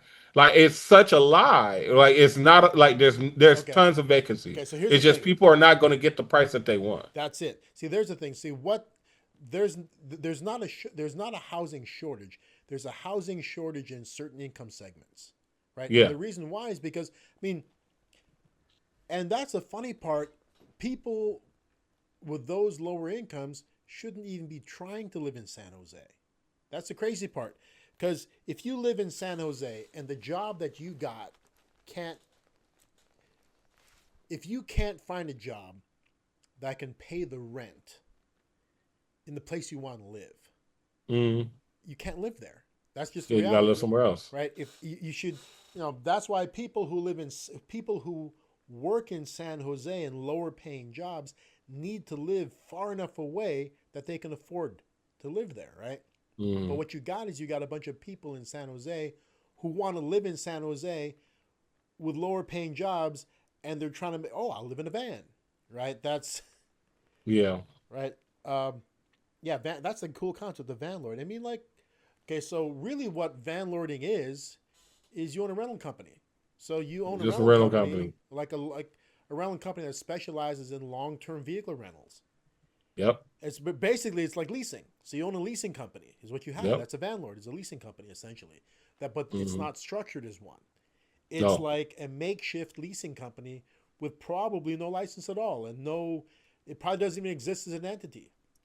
Probably not even existing It's as like an somebody. It's like somebody entity. running a lemonade stand. Yeah. That's really what it is. It's like, dude, I can buy a bunch of Mercedes Sprinters for X amount, like the base level ones. I can Mm. renovate them myself, turn around, and rent them out. So they're Rent they're them out. buying they're buying used Sprinters, used old vans, renovating themselves, and renting them out to a bunch of people who got the concept romanticized to them on YouTube. Van life. Yeah. And that's because look, we can be anonymous. It's crazy that I've experienced this. I experienced a woman, and we're gonna keep her anonymous. Okay. We're gonna call Let's her let's call her something. huh? So Let's let's call her call her something. something. Let's Let's call her call her Miley. Miley. So Miley. Okay. Miley, so Miley, you know what I'm saying? I remember Miley had a nice apartment in Torrance, Okay. and originally her dad was living there. It was her and her dad. Her dad moved back to Arkansas, um, and she started having like renters, right? She'll have like a couple in there, and then she'll have the apartment. The couple will be late on rent. She'll put somebody else in there. They'll be late on rent. And one day she was just like, I'm done with this. I'm tired of paying rent. I'm going to go get me a van and I'm just going to live. I remember I went and helped her find a van. We went and found a van. I remember it was raining and we went and found this van. What kind I of van did you remember get? she got a Dodge Ram. I Okay. mean, not Dodge Ram, but it was a Dodge van. Yeah, yeah. So it looks like a Mercedes Sprinter, right? It's Yeah, the almost. Yeah, yeah, yeah. yeah, because it's the same. Really, it's the same vehicle. Yeah. Okay. It had four rows. Used We or got new? rid of two. Huh? Used or new? It was used. Used. Okay. I want to say she bought it for like $2,000. Geez, it must have been really used. How old was it? It was like early 90s. Okay. Okay. Yeah, really used. Okay. Yeah, yeah, it was really used. Okay. And like I remember it was raining, right? But we got it during the rain, but we didn't realize that it had a hole in it during the rain. We figured that out later. Okay. And she was the first, like before I knew van life on the internet, she was already living it. Okay. So I remember she like got her the van, right? And, me and Miley, we would probably go like a couple months without seeing each other, right? Next time I run up on her, she done decked the van out. You know what I'm saying? It looked nice in there, right? She had a car. She would park the car behind the van, and she was camping out in West LA. Wait, Like but pretty so much, wait. So how was she moving two vehicles around? well, pretty much she would Was she park the towing the van. Like, car? huh? She owned the car and she No, owned the but was she van. towing the car? No. Wait. Okay. Okay. So I want to ask. So this is the thing. Let's say that she's in West LA. Right? She's Uh-huh. found a good place to park the van, and she's parking the car Yep. behind it. Okay. Uh-huh. So let's say that for some reason she's forced to move it. Uh-huh. Right. So now you have one person with two vehicles. So let's say she moves the vehicle 10 miles away. So Right. she drives the van 10 miles away. Does she have to like somehow take a bus or an Uber back to the car to get the car to move it back? now that's a little bit complex question that you will have to ask Miley. But I would just say that like she had a system where she will move the van on certain days, and then the car really was like she was Ubering, DoorDash. Not no, not Uber. Really, she was the first person I ever seen do DoorDash. Okay. You know what I'm saying? So So she has to come back. So she's earning with the car. So she she was has to earning with come the back car. for the car. Yeah, Okay. Okay. Got it. See, that's the funny part. See, most people who do van life just have, and that's why the Mercedes Sprinter or the Dodge Ram is such a popular vehicle because it's small enough that you can drive it around like an everyday vehicle. So like technically you can do van life in a real RV, but you can't drive the. You're not going to drive the RV to the grocery, right? no, But with a Sprinter van, the Mercedes Sprinter or the Dodge Ram, you can use it as an everyday yeah, vehicle. Only problem is that sometimes you find that good spot, and if you move the car away from it, somebody else takes it. yeah. But where she was at, it was residential, and I would say like because I've seen like I hate saying encampments, but I've They seen are. van I've encampments. seen them too. Yeah, now she wasn't in a spot where it was van. Like I think where like the place where I saw her at, it looked like she can get away with it. Like if people probably wouldn't have caught her if she was there all the time. Like if she would, like say she would get up and move around to another block, people probably would have never caught her. Yeah, You know what I'm saying? She wasn't in a spot where it was like, oh, here go this girl again. You know what I'm saying? yeah. See, Like, LA has changed around a lot in recent years. That's why mm, these encampments popped up, right? If you drive on the 101, like right before you go through, like, not down, if you drive the 101 and you get past downtown, you get like into the Echo Park area. yeah, They're like a historic Filipino town. uh, If you're driving north on the 101, when you look to the left, there's a street that's going upwards. The entire street's lined both sides with RVs and Sprinter vans, and yeah, they're like some of them are even up on jacks, right? Because they're trying to relieve the suspension. right, Actually, so there was a time like 8 years back, 10 years back, you couldn't do that because you could park. I mean, even if there was no limits to parking, you couldn't sleep in your vehicle. Sleeping in a No. vehicle is illegal in most communities, Yeah. right? And that's what would get you in trouble. You get a Mm. tap on the windshield at night. You can't sleep here, and you have to take off, right? But I mean, crazy part is this: with when Trump swept into office the first time, that's when cities like LA changed their rules around and made it okay for homeless because they took these steps to protect. I guess they're called the unhoused communities now. They took Hmm. steps to protect unhoused communities, so that Right. way you can't just go there and like freaking bulldoze them out, right? So now Right. they eased up, and I think that the whole sleeping in a vehicle thing, I think the rationale behind that Yeah. is vagrancy laws, and so now LA doesn't enforce those. So you get people freaking now. Some communities still will. I mean, you like it's You're not going to Beverly Hills and doing that. hell no. And even in Cerritos or Artesia, you can't park a car in Cerritos or Artesia at certain times. I mean, you can't do it. 3 Yeah. a.m. to 5 a.m. Yeah, they do not allow you to do that. So Orange County's a small. Irvine's the same way. You can't park a vehicle for a certain amount. Yeah, they're really strict. They're trying to, that's the way it is there. Yeah. Because I mean, the only thing is like, and like, look, I feel for the homeless. I'm a person like, I understand. I like to help people out, but I'm gonna keep it real because I've seen these things because it happens in our area because we're in an incorporated area, right? Those encampments look horrible. It is so, and a lot of times it's scary. I'm gonna keep it Yeah. 100 with you. It is freaking scary. I remember I used to get up to ride my bike like probably like 6 o'clock in the morning before the sun would come up, right? And I'll be scared to ride by some of these freaking Oh places, heck yeah, man. dude! Over by the L.A. River. Uh-huh. Oh Yeah, man. man. Yeah.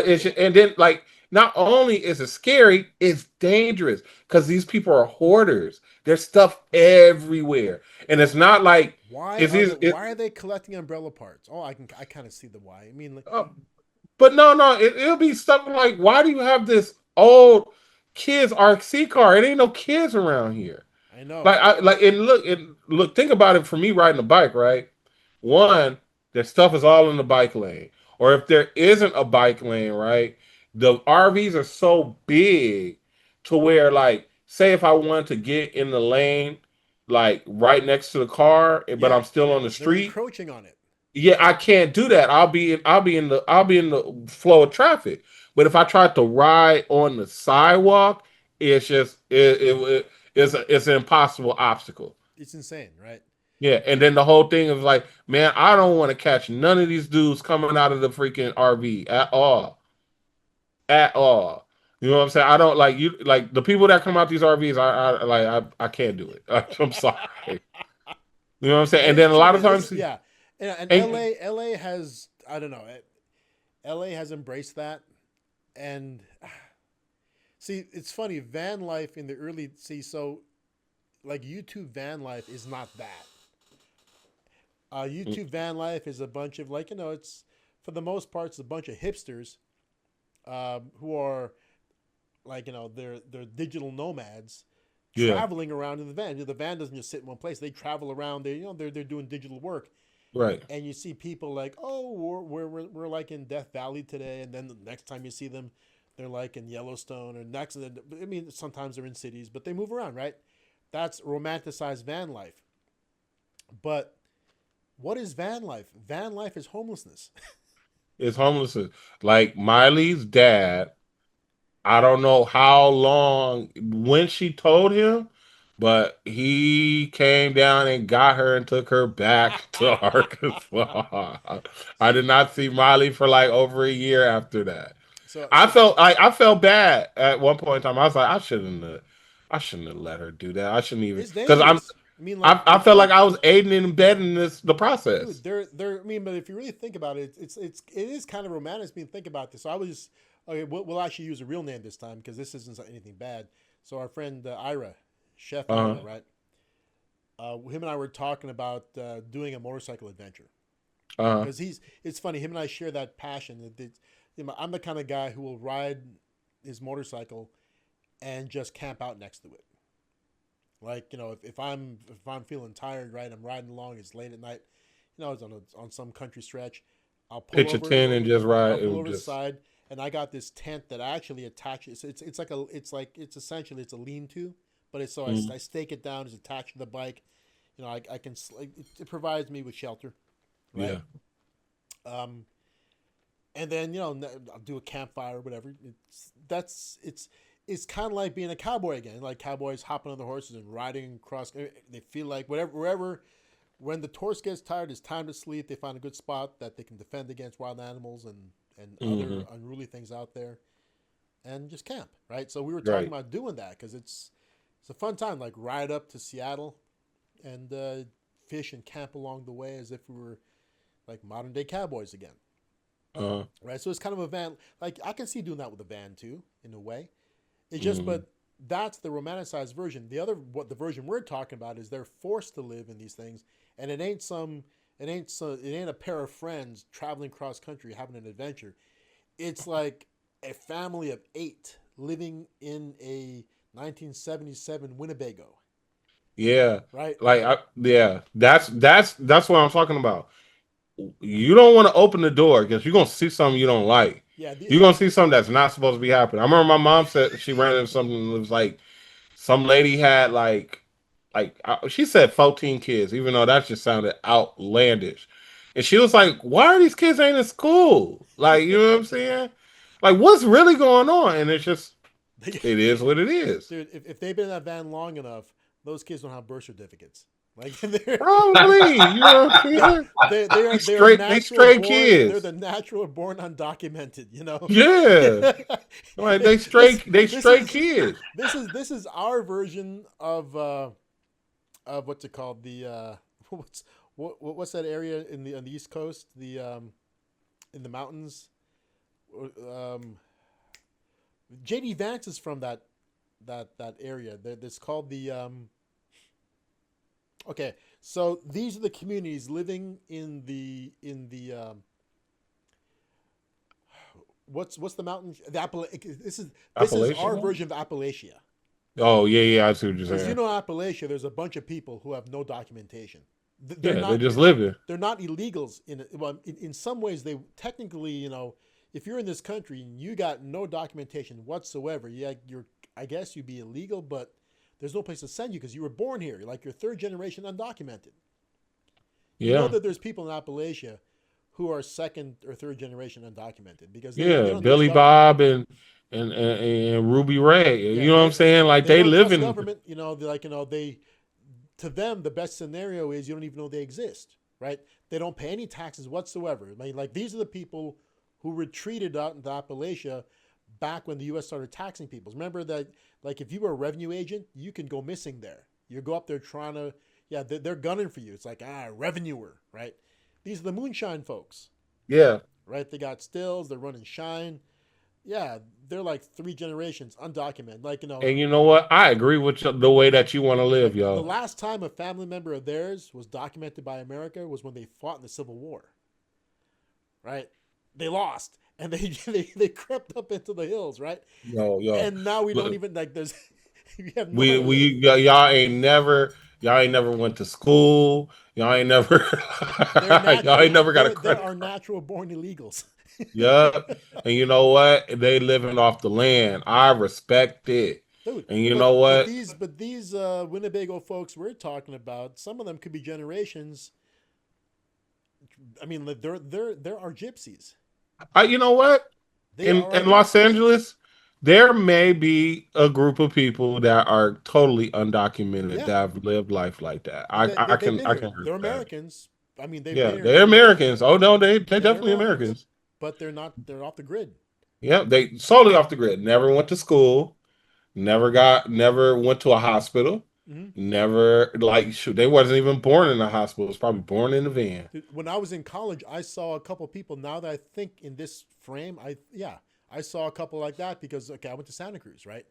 And there's communes in the mountains around Santa Cruz where all those old hippies Hmm. were, and so you see farmers markets, when I was in college in Santa Cruz, and I see these hippies with their kids, some of them Yeah. my age, right? So Yeah. I was like 18 at the time. I'm seeing this 18-year-old hippie kid who was born in the commune, and they're there, never been to school, dude.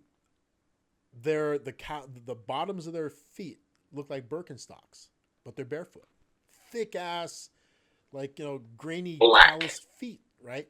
Yeah. Uh, Real dreads. We're not talking about fashion dreads. Real dreads because Can comb it. dude, and they're there and they're happy as I mean, like they look Happy like as a their clam. parents. They're all homeschooled. Um, and I'm now that I think about it, a good percentage of them have got to be undocumented. Good percentage.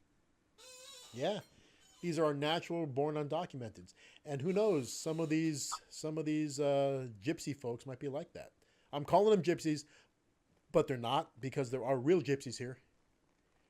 And believe it or not, dude. I used to live in Whittier. You guys know that. Hmm. And Whittier, that area, Whittier, Point of Hills, has a gypsy community. Okay, don't know if you know this, but one of the guys that when I was consulting for Rio Hondo, one of the students there was talking about he worked at Speed Hmm. Zone in Point of Hills. He was a bartender, and gypsies would regularly come in there, right? Mm. And when the gypsies walked in, he's like, he always gets bummed out because they don't tip. The gypsies don't tip, Mm. and they're running scams on customers. Oh yeah, So when the gypsies yeah. walk in, they got to be careful to look out for their customers because these gypsies are going to run scams on them. Yeah. And I'm You like, you well, wait, remember? what they look like? He's like, well, he's like, they when you first see them, you think they're Latina because mostly they're female gypsies. Okay, he says when you first see them, you think that they're Latina. Okay, they got a lot. Mm. He says they got a lot of jewelry on. They're wearing a lot of jewelry. They look at first to be Latina, but if you work there for you realize gypsies walking in, right? And he says that a lot of them are good looking. No, they're darker hued, darker hair and everything. And he said that, but at the same time, Whittier Presbyterian Hospital. My mom used to work there, and I worked there in high school. And there was one time where they have a king. The king of the gypsies? Yeah, there's a king of the gypsies. They have. I guess there's a hierarchy of them, and Hmm. my mom was saying that there was a time where the king of the gypsies was there at the hospital. He was sick, right? And when he was sick, the place was packed.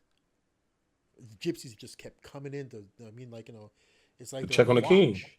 I mean, they're there. I mean, they're just packed full of gypsies. I'm curious. See, I myself have only seen a few, but and not in big groups. I'd love I've to. only seen it on TV. Oh no, this There was a this TV. There was a TV show called The Riches. yes, That was yes, on yes, FX, yeah, and it was yeah. about gypsies. That was the first time I ever heard of that. So if I mean, we should do that. We should go hang out at Speed Zone. Just hit the bar at Speed Zone. You see if a gypsy comes? No, I mean, okay, so I can find this kid again. So we'll hit the bar in Speed Zone, and if you hit the bar, um, on probably on Friday night, we'll see some gypsies. I'm curious to check these gypsies out. I mean, because secretly, well, I ain't gonna say secretly. I would love to live like that, like off the Oh grid. heck yeah! You know what I'm saying? Like I would like to be like the king of the gypsies. Having like a whole community of people like Raylo has done so much for. Dude, no, dude, Raylo, you should join the gypsy. See, the gypsy community, it's ethnic too. Okay, so Mm. they're actually interrelated. Okay, but I'm sure that you could become part of the community and some dude. You should go there and just build yourself up. At some point, be referred to as like you be the Black King. Yeah, Right? That's your title. You're the the king of the Black King, gypsies. or you could be the Black Duke. Somehow get some sort of gypsy nobility title. Mhm. I'll be the Raylo. You be the That's Raylo. I would want to be. In whispers, that's Raylo, the Black King. That's the Raylo. Oh my god! You know what I'm saying? I feel like because that's why I say I admire that lifestyle because it's just like It's just one of Quentin's them things not like getting it. Quentin doesn't see the romantic attachment. you Quentin's don't like see it, Quentin just he's going like this. Quentin. Like It's just he doesn't because a get it. lot of Okay, this. okay. Let me ask you this, Raylo. Uh, What are you eating daily? Where are you going to the bathroom daily? what do you mean? If you I living would off have the to change my grid, lifestyle. Hold on, if hold on. you're Okay, living okay, off okay. the Quentin, grid, Quentin, how are you Quentin, finding your food? Quentin. Hold on, Quentin. You Okay, live okay. you change your lifestyle. You have to become a vegetarian. Quentin. You're assuming that these are people just roaming around in caravans. They're not. No. No, Okay. no, no, not exactly. What I'm assuming is that a gypsy doesn't have a regular job and doesn't have a regular income. That's what Mm-mm. I'm assuming. You live Well, off the no. Okay. land. Okay. So the gypsies. Okay. So some of them own houses. You know, they mean like they're like, but okay. So they are known. They are known for their scams. So there's gypsy Yeah. scams, but I'm sure that there are regular gypsy citizens. I mean, like, you know, they're ethnically they're ethnically gypsies. They're from these families, but they have regular jobs and such. I'm sure that there's like that. Like, okay, so I went to my cousin. So Raymond gave me a call. I went to my cousin's 1 year death anniversary last night, right? Mm. And you know, I grew up with these cousins, right? They didn't see as much of me as others, but you know, I was bouncing around doing crazy stuff. But we're sitting around, you know, of course, they start telling stories, and so a lot of my cousins have kids now, right? And they don't bring the so like, and I don't come around very often, and so I'm seeing some cousins I haven't seen in a while, and they have like teenage kids, and they so I'm walking around, the majority of stories that they're telling at this gathering are about me, right? The crazy crap that I did growing up with them, right? Oh wow. And like I hear the stories, and I'm listening to them like, oh yeah, yeah, the things I totally forgot. Okay, and in every Mm. story, I'm doing some extremely irresponsible stuff, right? Wow. And I realized, okay, like in my family, I'm that gypsy cousin. I'm the I'm the one that like, oh, he never became respectable. It's like, did he ever hold down a real job? Not really. He always made money talking. Like he found a place and he talked himself into something, and somebody paid him to give somebody. Like I get paid. I mean, pretty much my entire life, I get paid to tell somebody how to do something. That's what I do, Yeah. right? I'm a security consultant. I mean, like, you know, walk in.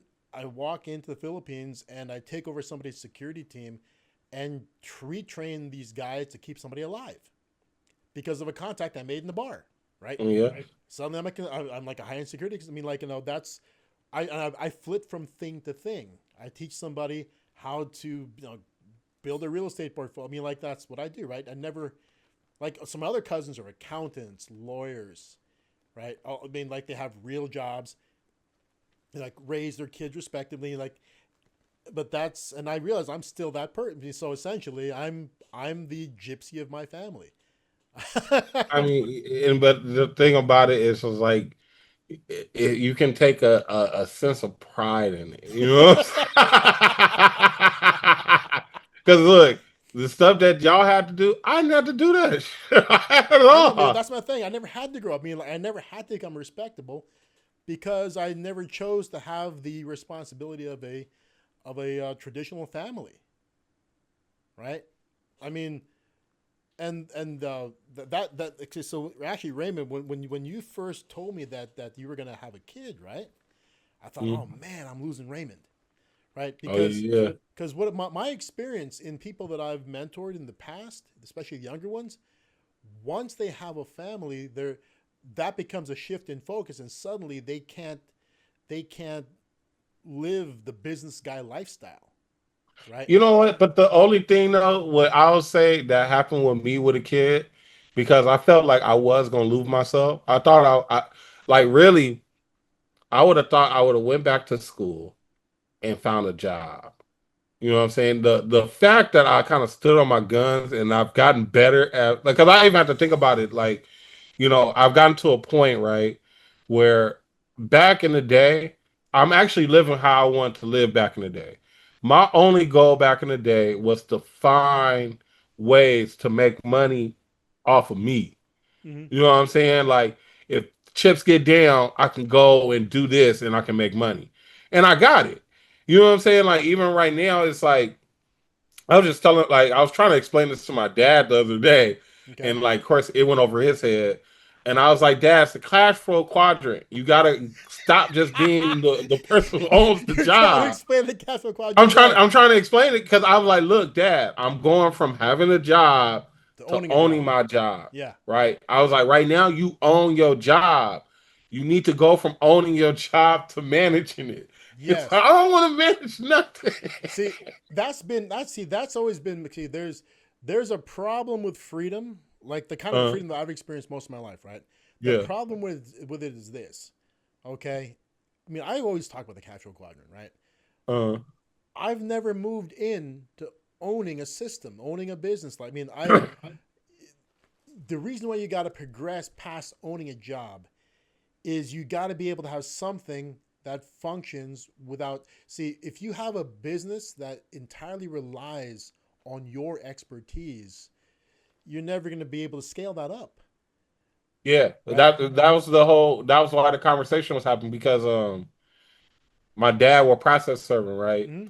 I like so pretty much I've built his online infrastructure up. Mm-hmm. You know what I'm saying? He has enough reviews and enough stars on his profile online, and I did it right this time. I didn't finagle it. This is Oh, all okay, so it's real. legit. Okay. This is legit. So he got it, like he got it now where it's like he's always calling me like, oh, these people gave me $1,000. These people gave me this. He's always telling me like he's getting consistent income now. Where last year during this time we was going through it. He was not getting no type of calls.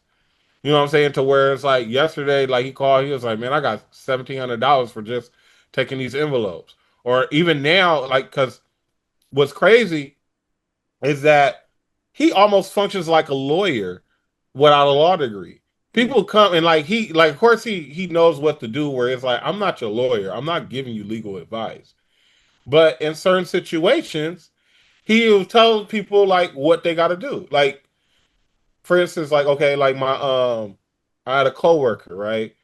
Where she would like and it's funny cuz it's like I've absorbed so much of this information just by talking to him where it was like my coworker has to serve her baby daddy, and I'm pretty much pre-screening her before she talks to my dad, and like I already told her the first thing that happened, right? And it's funny, this happens with everybody.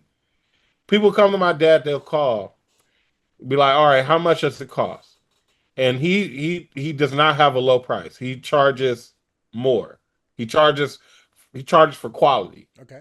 So price $150 if you want to get something served. You can possibly get something served if you want to go to the sheriff's department. The sheriff's department will serve it for half for Okay. $75.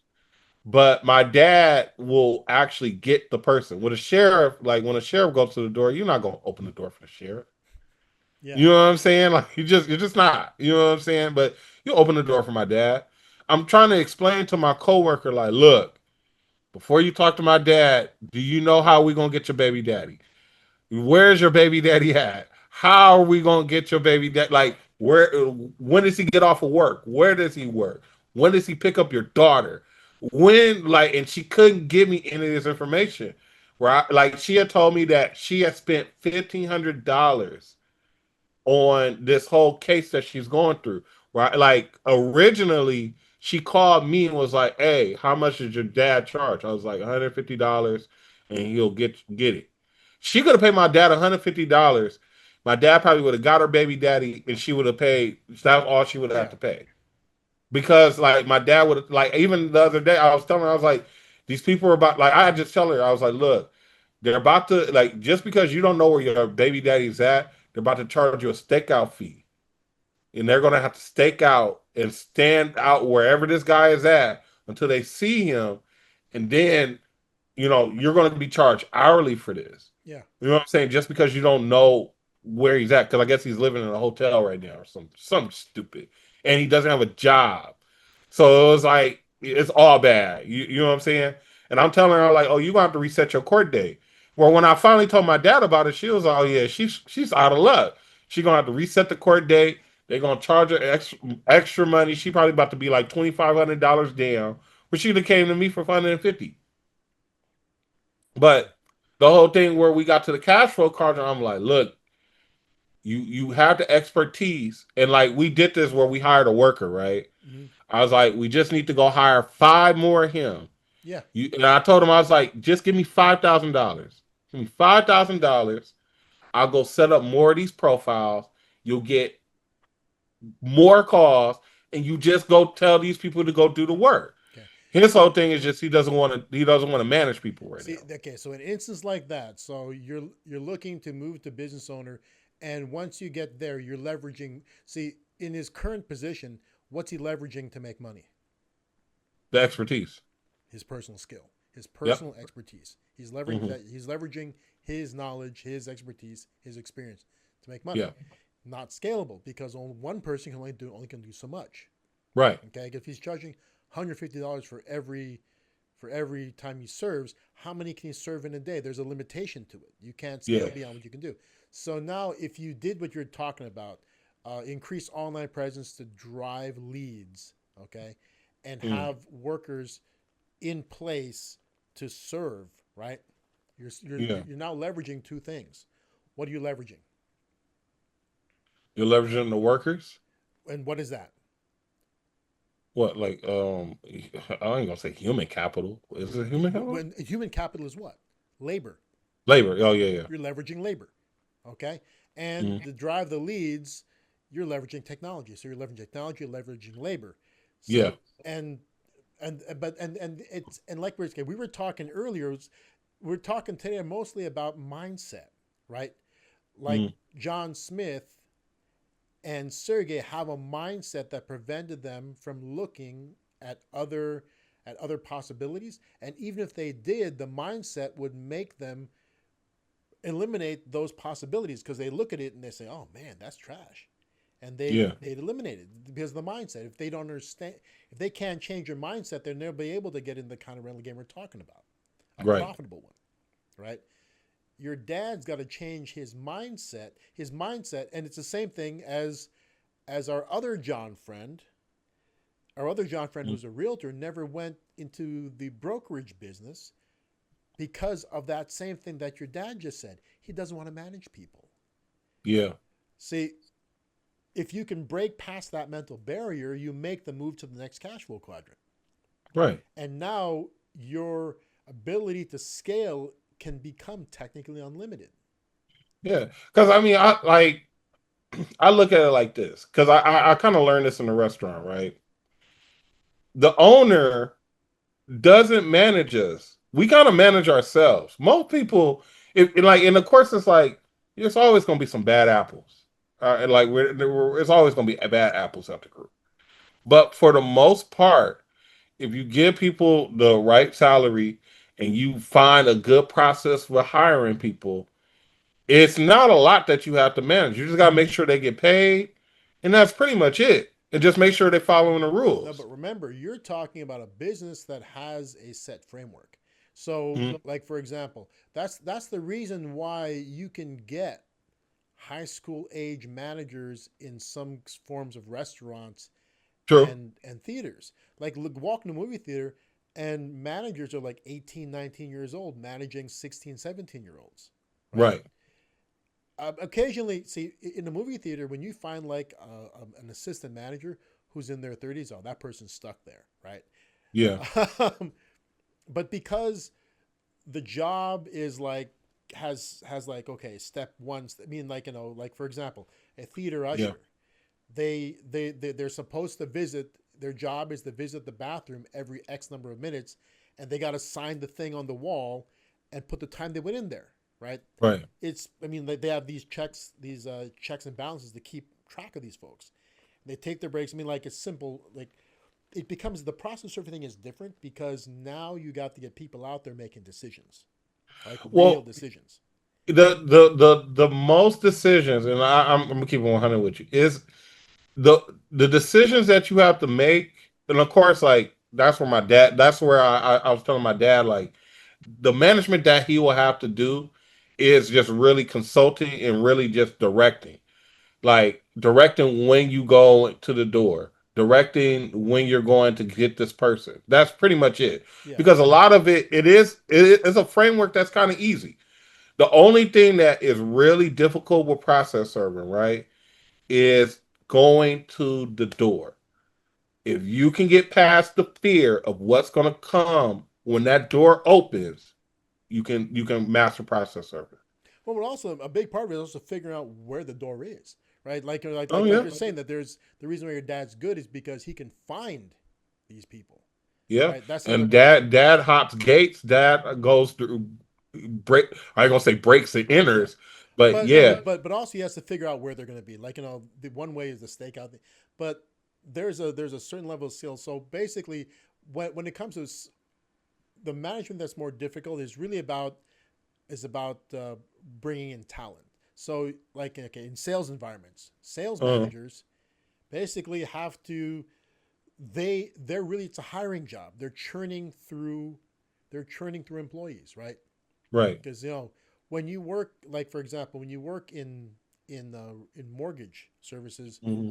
where you do a lot of cold calling. So some of these companies they do a crazy amount of cold calling.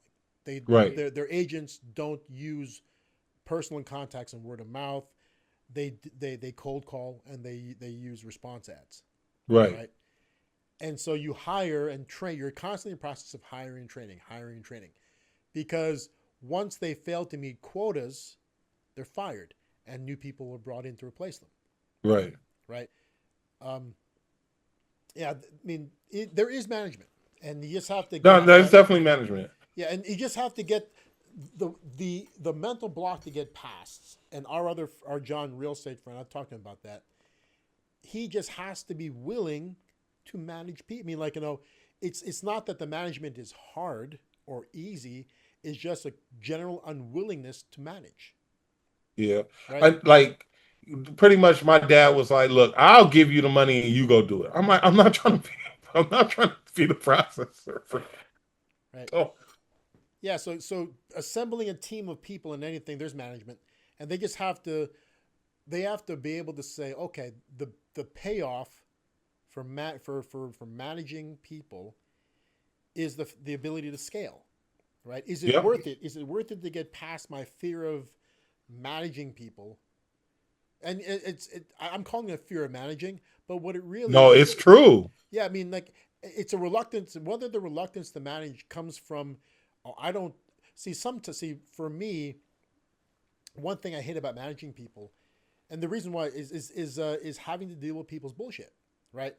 People who are like, oh, I can't come to work today because blah blah blah. I don't like that part of it, right? Yeah, that's true. That's why and once you've hired the right, that's the thing you face until you've hired the right people. Once you Right. get a good, once you get a good team going, that's not it anymore, right? But some people just don't want to deal with other people. That's their fear of managing. It's like, oh, I don't want to deal with other people. Other Yeah. people, uh, they have a fear of like the actual process of it. But in the end, really, it's like, is your fear of managing people greater than the benefit you get from being able to scale? But the crazy thing is, he's already managing a person. So like, we came up with a very interesting hiring process, right? Because we went and got him a process server, right? Okay. We made this guy pay $250 for the work just to get initiated, and Okay. So he so had to basically, he apprenticed. He paid to learn. he paid to learn, and he had to go get his own license, and it paid off. It truly did. And the funny thing about it, this is my dad's neighbor. So I sat the neighbors down. It was two neighbors. Both of them had a variety of other jobs. Like one of the neighbors it's so funny. He works everywhere. He works at the SoFi Center. He works at the Compton Courthouse. And he does some other stuff where I'll be like, "Dang, I didn't know why he works so many places." Tell me he's not Haitian. No, he's black. Well, Haitian, Asian man. folks are normally black. No, no, no, Oh not yeah. Asian. Haitian. Oh no, no, I don't think Haitian. he's. Haiti. He might be. He might be Jamaican. He might be something. But like I remember it was him, and then it was the other guy. Right. The other guy had a job. He had a car. I don't think he had another job. But we sat both of them down. Of course, the one who got the multiple job said, "No, I don't want to do this." The other guy paid the $250, and like we have not had any problems out of this guy. That's And good. I keep telling my dad, like, and it's so profitable for my dad because it's like you just give him half of what you already made. See, the question that I mean, if I had your dad as a client looking to, if I was his business consultant, Mm. I'd be trying hard as hell to talk him into becoming a business owner rather than than a job owner, right? Yeah, And part of it is that what happens when you no longer want to go out there and do the work, right? Now that's he what I was. now That's what I'm telling him. he's got a guy, okay? He's on the way, but one guy's not enough, right? Because right Ah, now, that one guy just goes out there and does the work. He's that guy doesn't have the responsibility of finding the work. He does the work. He doesn't have to find it, right? right. So your dad's got to put something in place so that the lead generation has to become automated, right? So you have to Yep. automate the lead generation, the lead follow up. Then you have to have people to go out there and do the work, right? He has to get to a point where that is moving and he can step back someday. Because without that, see, when you're self employed and you own that job and it's just you, when they come, you can it's either you never retire, or you have to amass retirement funds, because when you retire, that stops. Man, I might have to go do it myself. You know what? Because I was just thinking to myself, because like remember how last week we talked about the meal prep? Yeah, I was like, I'll just go hire the door dashers because I know a lot of good door dashers. Like I can tell, like being in a restaurant, I can tell you who the good door dashers are. I got a door dasher. Well, we're gonna keep him anonymous. okay. We're gonna call him Enrique. Enrique. Yeah, Enrique is I can tell you why he's a good door dasher is because how often he comes in. You know what I'm saying? Like on a weekly basis. yeah. Like I'm there 5 days out the week. I'm probably seeing this guy at least 4 times out that week. I remember we used to have one who was a mute that used to. I remember I used to tell him, I'm like, yo, he pulls up to the restaurant to start his day. So as soon as I open a restaurant, he's outside waiting because he might get the first call from us. Okay. Going at a DoorDash is easy to transform him into a process server. It's like you're already going to people's door. You're already used to driving. All you gotta do is just all you're doing is instead of delivering this, you deliver paperwork. Yeah. It is, but it is a mentality shift. The only thing is like I can't get all into my dad business, but it's a lot of other blocks that keeps him from doing this. Where I even tell him, I'll be like, look, if you do this, you'll make so much more money where you don't have to worry about the other stuff that you got going on. Here, okay. So here's a funny thing. Okay, so there are similarities in lifestyle and attitude between me and your dad. Okay, Uh, that's the reason why I'm still like the gypsy member of our family, is because I created a life for myself where I don't have a lot of responsibilities, right? uh, So whatever, I mean, I just need to earn what I need to get by, right. right? And if you, like, like in my case, I mean, like, I eliminate there was a time where I loved nice things. I really was into it, right? So I Mm, was working for those nice things, right?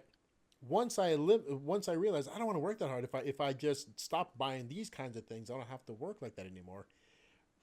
I suddenly became super flexible. I could take extended time off and not have to worry about bills. I don't have to worry about going. I mean, like, a lot of people, a lot of people, if they don't get paid for 6 months, their car gets repossessed. They default on mortgage payments.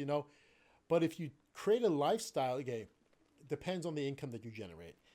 uh, If you have a decent level of income, right, you can create a lifestyle that's pretty good without without and be able to go long stretches without earning, if you have to, well, I mean, right? that's the thing though. He did it. Like last year, we went almost 9 months without him. And I think it was like that's really the maximum. It was between 6 and 9 months Yeah, I mean, without him earning. that's why I'm saying there's similarities, right? Yeah. Whereas, I mean, like, I can go extended periods of time, and because of the lifestyle that I've learned to enjoy. Um, I've curbed a lot of my overspending habits from my earlier days, right? Yeah. In order, I mean, like when I was in my 20s, I had to constantly make something somewhere to pay for for my lifestyle, right? Right. Nowadays, it's not the same at all, right? And your dad's similar to me. He can go extended periods of time with limited funds coming in because he's amassed something and he's got a lifestyle that just can cruise on, right? Yeah. And that's the beauty about being the gypsy in the family, right? You, I mean, like who else can go? I mean, like who else can essentially periodically retire and then come back and not be behind the eight ball, right? That's the problem. A lot of real estate guys who they're young, like they make a huge commission one month and then they're gone enjoying it. Then they come back when they need money again, and then they You got know to start. what? But then they got to start over. Their pipeline is empty, so now they're starting from scratch. They never build anything. You know what? I'm just gonna holler at Quentin. Quentin, you want to do the process serving? What's the charge? What's the time cost? What you mean? Remember, What's the cost for time? Quentin's got a 9 to 5. Remember that.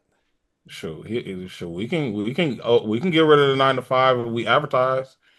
My dad like with no advertise. Like this is the crazy thing. My dad only spent $300 in advertisement last year just for me to get the one profile up. We got the profile up. A year later, last week he made $2,500. All weeks ain't like that, but I'm just saying, with just, and I don't even have that many reviews. I think it was only 15 reviews. With 15 reviews, 5 stars, and I don't even think it's 5 stars. I think it might be at 4.8. The only thing that you have to do is answer the phone. That's it.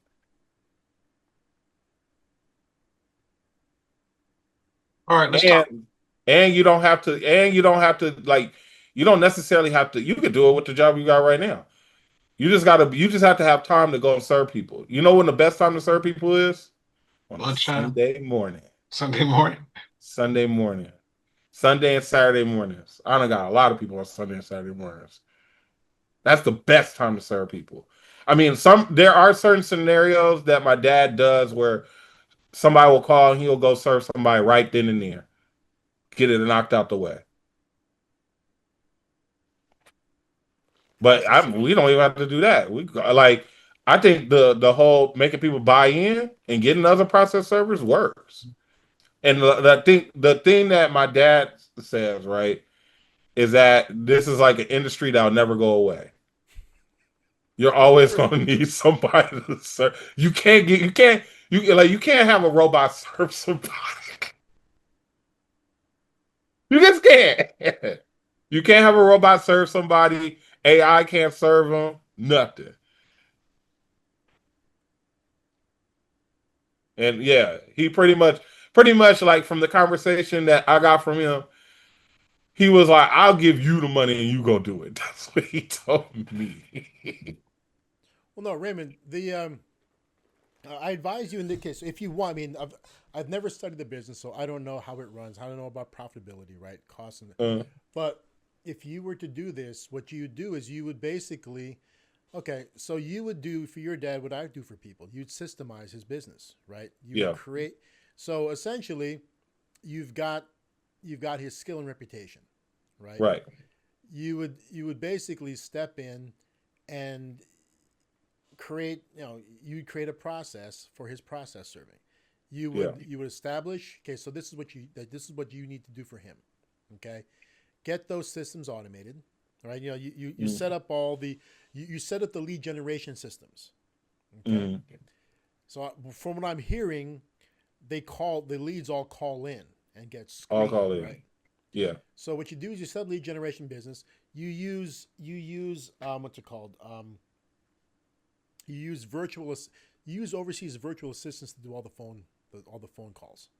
Uh. Okay, so you hire either in India or the Philippines.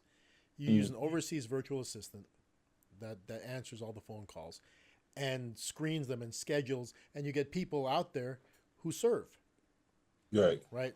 So you put the system in place. So you're paying to generate the leads. So you have to figure out, you know, exactly how to generate leads best. Hmm. Okay, the people, you know, your the management. I mean, like, you know, the actual people answering calls, screening, and signing will be overseas, right? Right. And they're paid a paltry wage for what they do. Okay, there's no commissions for them.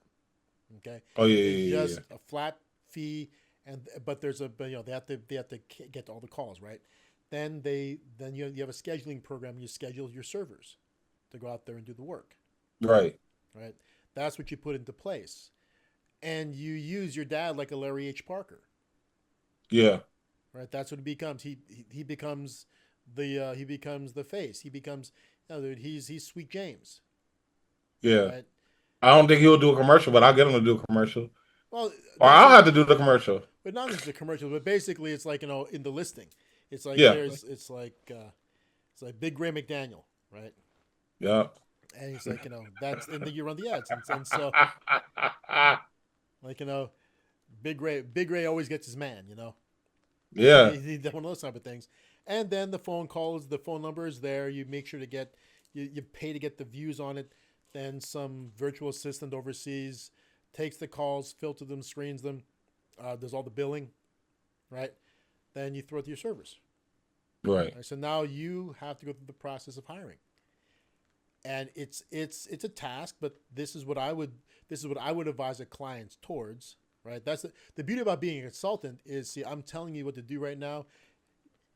You're, in this case, you would tell him what he needs to do, and then you would actually implement it. Do Right. it. The Right. beauty about what I do is I just tell them what they got to do, and then I ask them for a check. Whether or not they Right. implement it, I'm paid. Right. Right. So, I mean, like, take my advice or not, you're paying for me to tell you what to do. If whether or Hmm. not you do it, you pay me anyway, right? Right. Am I involved in doing it for you? No, I'd charge more if I did, but I don't do it because I don't feel like, because at that point in time, now you got to follow through with everything that I'm telling you that you got to do, and it costs you money. Right. If you change your mind halfway through, it's like, it's like, you know, I just wasted much of my time. That's the beauty about being the consultant. I just tell them what to do. They end up having to do it, right? But in Hmm. your case, it's your father's business. You tell him what he needs to do, and then you would do it for him, because eventually it'll be yours, Right. right? That's Right. why you would do it, right? Hmm. Like, it's funny. So my mom had a thriving. She was the case. So there's all these, like, you know, these care facilities that aren't hospitals, but they're big. Yeah. They need to have a registered dietitian as part of their staff, as part of they have to have a registered dietitian, not necessarily on staff but basically what my mother's business was she would go from facility to facility. So there's, like, I forgot how many she serviced. In the end, she was servicing like 12 separate facilities. She'd visit them a certain number of times per month. They were all owned by one company, Hmm. but they were each independently operated. So she was charging a fee. So, like, she's making a good amount of money doing that, right? And what she could have done, and she got the contract because, you know, she has a lot of experience. She networked down to that. And what she could have done, what she should have done, is she should have hired some new grad registered dietitians. In fact, we could easily see the registered dietitians are easier to get imported than nurses are. It's easier to get that registration than it is to get registration as a nurse. We could have gotten a bunch of fresh grads in the Philippines, imported them here, employed them to do all our visits for, and then we could have gotten more companies. So she has 12 facilities she visits and makes a good chunk of money from just one company owning them. She could have networked for others, right? We could have had like 6 of those. Mm. We could have had a bunch of new grad RDs to do the actual work, and my mom would, at that point, like, oversee their stuff because they can all sign because they've got the registration. They could sign already, but she would review their work for X number of months or years or whatever, and then eventually they can sign on their own, right? Mm-hmm. But now we're leveraging their labor. They're the ones doing the full work, so the company is paid a contract fee. So my mom's not paid per visit; she's paid a contract fee to provide a service to all these facilities, Hmm. right? She could easily collect that contract fee and give them like half, and it would still be a decent wage for these people. Mm. Okay. Thing was, is at the time that my mom was doing this, and I was overseas. That was my period that I was handling VIP security overseas. I mean, like, and going into the bar business. Um, so I wasn't around to run, and I didn't look at. I wasn't versed in businesses to this degree back then. I really back at that point. I really enjoyed living off of my personal. So every business I did involved my personal skill, right? I wasn't thinking that way back then, but I could have done that for her, because when she retired, she just quit. Mm. When she retired, she stopped working. Period. That ended. Right? They had to get a new company to contract in, which actually cost them more. Mm. Okay. I could have easily done that. I could have easily set up the company and gotten a whole bunch of contracts for her and imported. And I didn't have to import them. I could have just hired new grads here. But it'd been even easier to hire new grads from overseas. I'd have probably, if it was now, I would have bought a bunch of units here and rented them to them too. Hmm. I'd have imported Filipino new grads, got them on H-1 visas, put them in these rental facilities. So the payments I'm making to them is coming back to me in rent. Oh. Right? I could have done all that for her. Now, right? But that's exactly what your dad is doing, pretty much. I mean, like, it's a different business, but that's the same model, Yeah.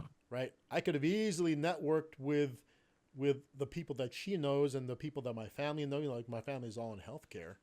Doctor means, like, my uncle could have gotten me a bunch of facilities that I contract into, Mm. right? So my mom was a legit RD. I mean, like, she had a very, I mean, she was big in the field. So when she retired, that all stopped. And she went on, she got a pension from the hospital because she was doing that and working in a hospital. Oh wow. So she Okay. retired, got her hospital pension, got her big SS payment. Like, that's what they live on now. Mm. And it's more than enough. I mean, like, surprisingly enough, we'll talk about this for a little bit. Surprisingly enough, um, their bank account balance continued to increase. Okay. In retirement, like, see, that's the funny part. Okay. So I was listening to something earlier. So we're going to shift gears for a second. Mm. Retirees die with an average of 80% of their assets intact.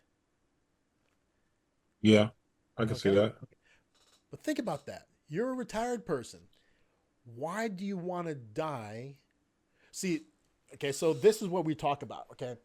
They're living off these assets. So what's happening is that aside from SS, they have retirement accounts that are built up, that are earning, and that they are now liquidating. But there's still a portion of it still goes into growing, tiny bit. It's really about maintenance. Why do you want to die with 80% of that still intact? Like, the reason why that's happening is because they're living a diminished lifestyle, right? So the risk is, so what's the risk so if you're living off of your retirement accounts in retirement, let's say that you don't own any businesses that are earning for you. You're living entirely off of what you set up for your retirement. What's the risk in retirement? You can outlive the funds. Yes, Yeah. outliving your money. Okay, but I pose to you that it's actually statistically the greater risk. Okay, is your money outliving you? Mm. If the average retiree dies with 80% of their retirement funds still intact, I mean, they could have had a much more exuberant retirement lifestyle and still died with, let's say you die with 20% of it intact. You would have lived a lot larger for those last years, and you still would have run out. See, if you can, ideally, you'd know your expiration date. If you knew your expiration date, you could time it so that by the time you died, it's all gone. Mm. Right? That's the ultimate goal. It's like burn through it all while you're still alive. Enjoy it Yeah. because that's your money. Okay. I know that some people are thinking, oh, I got to leave something behind. No, you don't. Okay. What you should leave behind, you leave it early. It is the knowledge of how to achieve that for themselves. That's what you should Yeah. leave behind. If you taught your kids early how to invest in themselves and how to grow so that they can afford the retirements they want, that's what you leave behind. And you get a chance to enjoy your own. Okay? It's not your responsibility to support a kid who refuses to learn. The reason he's refusing to learn is because he knows that he's got you to support him the entire time. Hmm. Right? Make it clear early that how they build it, because you're not going to be leaving them squat. Hmm.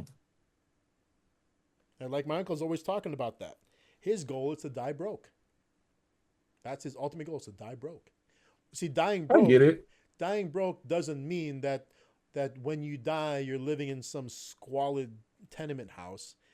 He's gonna die living in luxury, and when his kids look at his bank accounts, they'll be pretty much at zero, or better yet, he spent the last 5 years living off of his credit. Yeah. Right, that's the goal. Okay, because he set them up already. All of my cousins, he set them up with houses Yeah, that's enough. in his life. He set them up houses, and they all got good jobs. All of them. They all Yeah. learned how to earn. Where you don't really need nothing from me anyway. They don't need nothing from him now. Anything he gives them, and he's constantly treating it to stuff all the time. So but and he's spending his money the way he wants. He's spending his money treating his good friends and family. That's what he's doing with it. He's going to burn through it before he's gone. That's his goal, Hmm. and he's got a lot to burn through. He's got a lot to burn through, right? So, but because he's got cash set. He's got a uh, large cash fund. Plus, he's got all the investments he set aside through all those years of working as a really highly paid doctor, right? So he's in fact, he's in the Philippines now. He travels like every time he travels is like 2 or 3 months at a time. He spends, I don't even know how long he's been. He always seems to be out of the country. Okay? He's looking to Hmm. spend that, right? And that's where you guys should be at. That's the mentality. Hmm. Is you leave behind the knowledge early, and you force them to do the things that they got to do early so that they get the foundation set. Okay, and then now it's up to them to follow through. Okay, if you tell them early that you're going to be spending it all before you're gone, they better amass their own. If they Hmm. know that. Okay, and that's why I think it's a good idea for wealthy people to not leave much behind. I Okay, get it. if you want to leave something behind, create a company and involve your kid in it. Leave the company to That's how I them. look at it. Leave the company to them. Have them create their own stuff, right? You know, Hmm. you don't want a bunch of kids who do nothing waiting for an inheritance to set them up for life. Yeah. Think about that. And I know people like that. I know a lot of I people like just that. I watch. I just watch. I've been listening to this thing called the second date update, where if you don't like, say if somebody ghosted you on your Oh yeah, first okay, yeah, date, yeah. you know, I was listening to one where the guy, like, he said that he got all of his stuff, like all of his credit card and his phone and everything stolen before the date. So when he got to the date, he had a coupon that didn't fully go through, and then he That tried to sounds use familiar. his. Like I heard this Yeah. somewhere. Yeah, and the thing about it is he sounded like an Asian guy, but like he said the credit card didn't go like the coupon didn't go all the way go through, and then he tried to use his mother's credit card, and His the mother's people credit card. he tried to use his mother's credit card, right? So of course he explains this to the radio station, so they called a girl. The girl was like, I just can't deal with broke people at this point in time. Like, she was like, it's nothing wrong with that, but just me at my point, you gotta at least be able to pay for the date. So they was like, well, did you know that he got his stuff stolen? And she was like, he's lying. So he was like, he pops on. He was like, I am not lying. She was like, so the day before the date, you lost all your credit cards and your phone. That's why you weren't able to pay for the day. And like they started going back and forth. And he was like, look, eventually I'm going to have a whole bunch of money.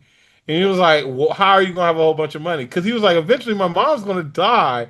She's going to leave me with all of his stuff. It was like, what stuff? He was like, well, she collects antiques and I'm going to sell all of it. And he was like saying this. And I like, the girl, like one of the co-hosts was like, you know what? You have good judgment because I wouldn't have been able to point this out Yeah, unless I'm you. telling you, I mean, like I know a bunch of people. Okay, so I actually know folks. So okay, so once again, no names, but so there's somebody that I knew when I was overseas, right? Hmm. I've never told this story on a podcast. I think I may have told you guys privately, Yeah. but I own the biggest biker bar in Southeast Asia, and this friend of mine, um, it was in he. Oh, we always hung out in bars for a long. I mean, like we would always be hanging out in bars, and this dude extremely wealthy. I mean, like Big what? in Big the money. Philippines, like he can kill somebody and it's no big deal wealthy. Okay, Uh. publicly kill somebody, it's no big deal wealthy. Okay, Uh. and so he lived in a place. Well, he had his family had houses in a community called Forbes Park, Uh. and like Forbes Park is like the equivalent of the best parts of Beverly Hills. The best Mm. parts of that's the equivalent of Forest Park. Okay, um, it's like really you gotta be wealthy, right? Really wealthy, and so they have several houses in that community, right? Mm. And the thing is that he was a vice president of this. I don't even know what to call this company. They did uh, they did industrial machining. It's a big industrial company, and they part of what they did at the time is they made weapons parts for for a company called Armscore. It's one of Mm. the companies they dealt with, right? This is a big company. Okay, he's the second son. He has an older brother, Uh. and they're Chinese. They're Chinese Okay. Filipinos, purely ethnically Chinese, but they're Filipinos. Uh. And so his brother had to do all his brother was going to end up running the company eventually, and his brother had to do all the heavy lifting at the company. Hmm. My friend, pretty much just kind of showed up at the office sometime. Whenever he showed up at the office, and he didn't really. I mean, he's the second son, so he's not going to run the company. So he was Okay. like, he's just enjoying himself. It's kind of like being, like like Prince William and Prince Harry. Prince Yeah. William's running the company, so they're grooming him. He's got to be the serious one. Prince Harry gets to do dumb stuff like marry an American, right? Okay. Right. There's no expectations from Prince Harry, right? Same thing with my friend. Okay, he's got all access to family money, but he's got no responsibilities, right? And so I remember he bought a BMW. What's it called? I think they call them Rocksters. It's a BMW adventure style bike. It's 1,200 seats. It's a big bike. But it's meant for it can go off road, right? Uh-huh. It's certainly not, in fact I think Pierce Brosnan rode one of them in one of the James Bond movies. Uh. Anyway, so he got one of those, and him and I went for a ride one day. We rode out to this membership golf course down south, and he's a member there. We Mm. rode out there to grab some breakfast. We rode back, and then we stopped by the equivalent to the Home Depot because he wanted to put like a new toilet in one of his. So we went there to look at stuff, and what happened was, is his mother was driving through whatever, and she has a driver. She's driven her, Mm. and she saw me, and she recognized me, and she saw him standing next, but he had a helmet on already. She didn't know if it was him or not, but she had a suspicion. So the driver followed us, right? So his Mm. mom followed us, right? And then we stopped by another place, we grabbed something, grabbed a drink, and then we went our separate ways. And now, what had happened was, it turns out that he's not allowed to own a motorcycle. Oh my God. She thinks they're dangerous, right? Uh. And so now what happened was is that he would leave his home in Forbes Park with his driver, and they would drive to another home that they own that's vacant, and the motorcycle's there. And so Mm, the driver would park his car inside the garage, and Ed would go riding. mm. Okay, he'd go riding around, and so that's why his secret bike, right? And so now she knows. And so he calls me up and he's like, dude, do you know anybody who wants to buy her Rockster? Oh He had to wow. get rid of the bike.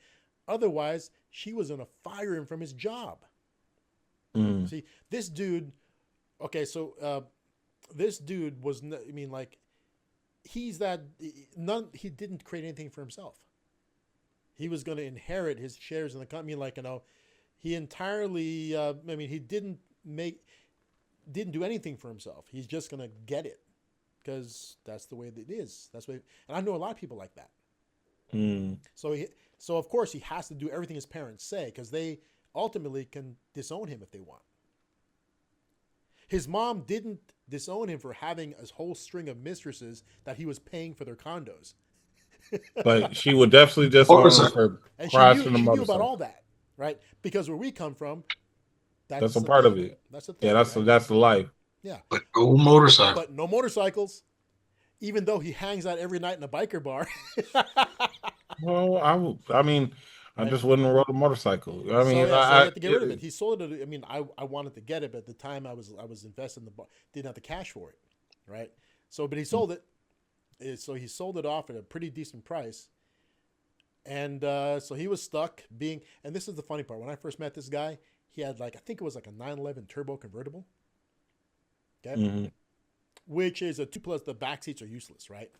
mm-hmm, He had that car, and he had a chauffeur. mm-hmm, So picture having a 911 turbo or Ferrari, okay? mm-hmm, And you drive, so he's driving the car and his driver's sitting in the passenger seat. mm-hmm. Why do you have a driver when you have a two-seater sports car? And he sits in the why? So guess why he has that situation. In case he gets tired of driving. No, What? nope. He never gets tired. He loves it. But why does he have What? a, why does he take his driver with him as a passenger? So his mom doesn't know what? I don't know So what. that so he doesn't have to park. Ah, He pulls up to wherever he has a meeting, he wants to go shopping, he pulls right up to the door.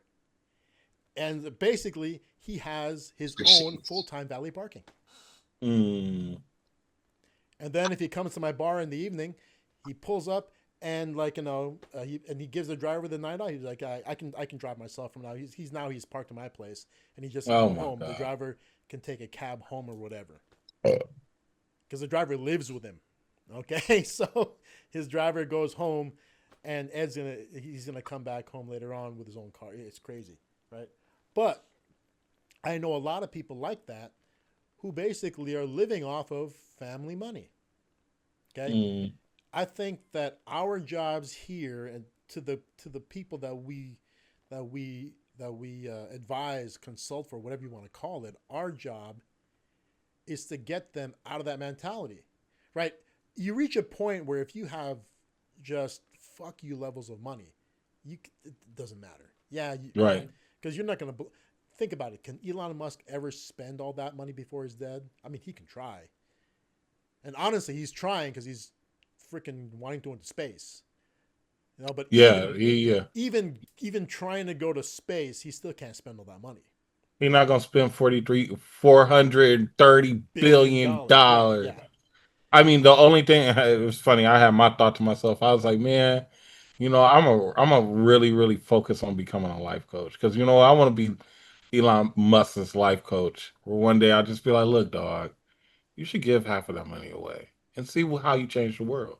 Because the reason why I said that is because like he had a tweet that's I guess I ain't gonna say it's controversial, right? He was talking about him. He believes in Jesus. Like he believes in God. He believes in Jesus. I don't know if this is new. I don't know if he's always believed in it. It was just what I read today, right? Okay. And he was like pretty much talking about there is a creator, and he was like, will people evangelize about Elon Musk when Musk is gone, right? And I was like, they definitely won't.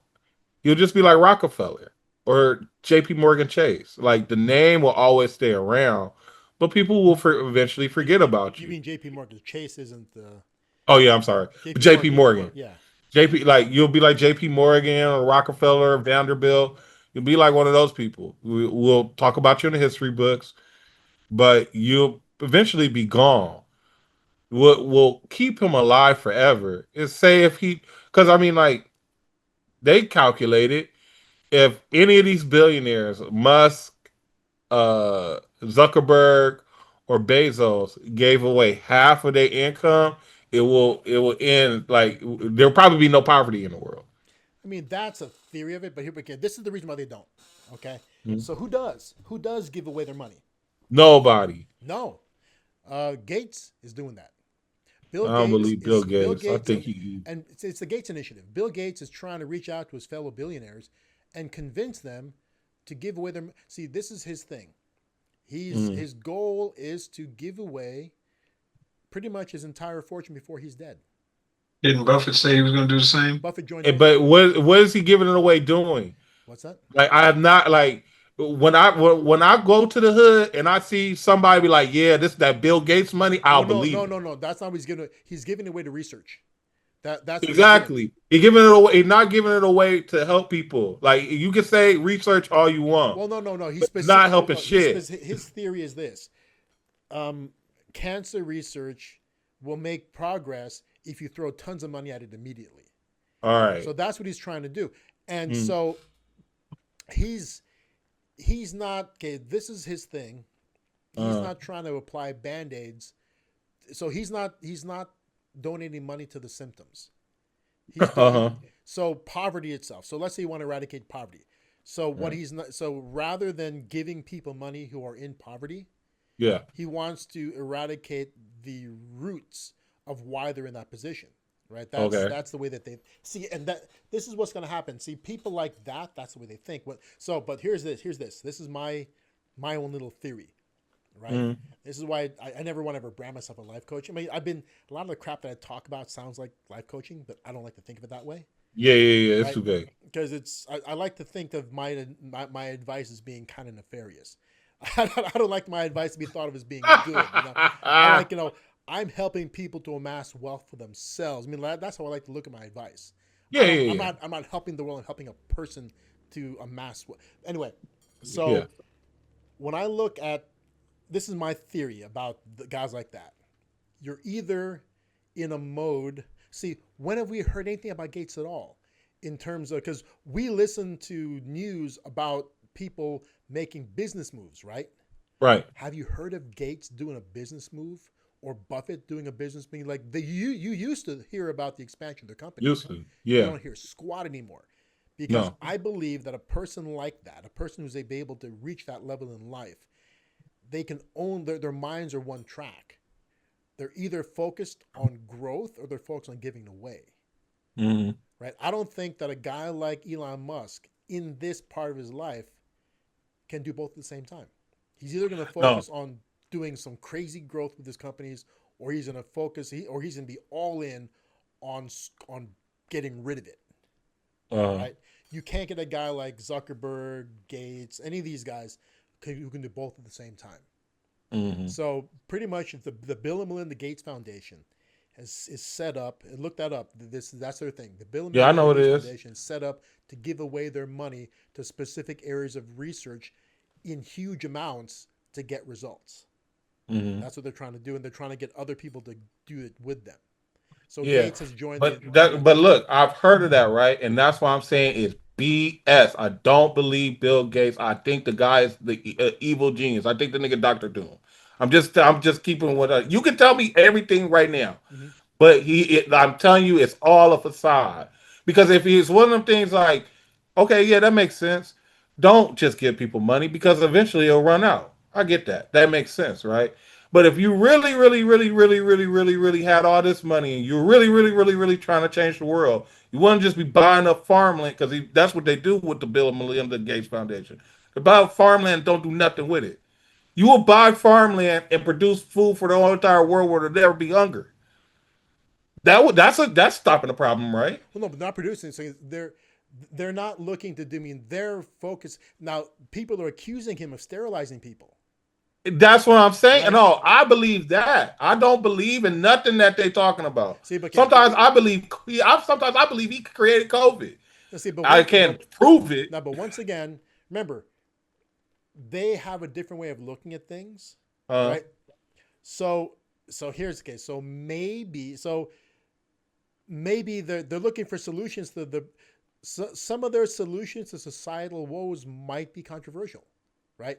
But yeah, what he I'm believes that we have an overpopulation yes, problem. see, but what I'm saying is this: I'm not saying that they're doing good or bad things, but either your money's either your focus is going towards making more money, or your focus is on using that money. And I'm not saying Right. he's using it for good or bad. I'm not saying that they're focusing on altruistic things, but in his mind, what he's focusing on is fixing a problem. We're not saying Right. that it is or not, but that's what he believes, right?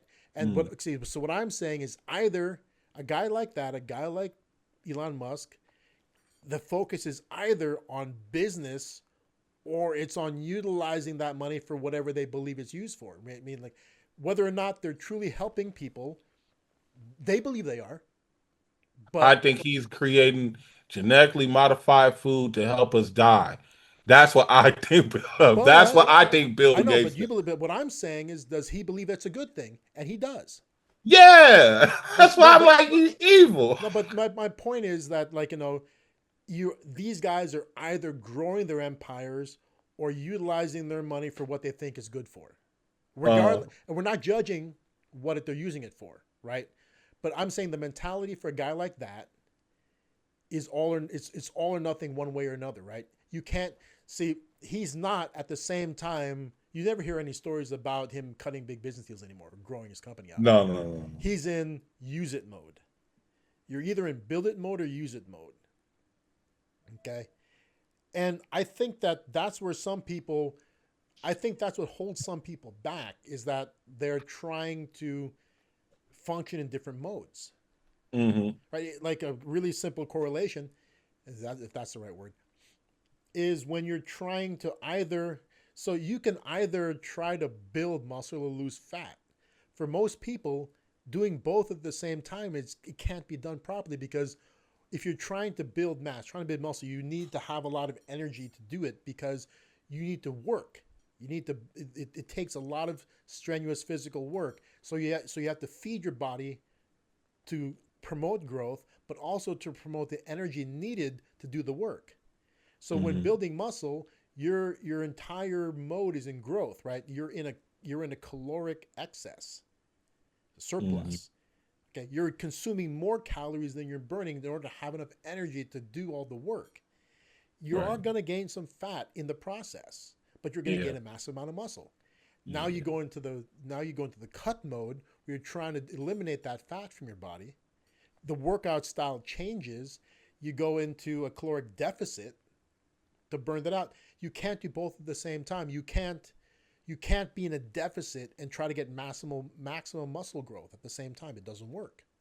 It only Hmm. works for people whose bodies aren't used to exercise because you're shocking the system because it's not used to it. The body responds more actively in the beginning, and you get a lot of results you would not normally get. So beginners can achieve that. Okay, they there's a word for it. They it's called body recomposition.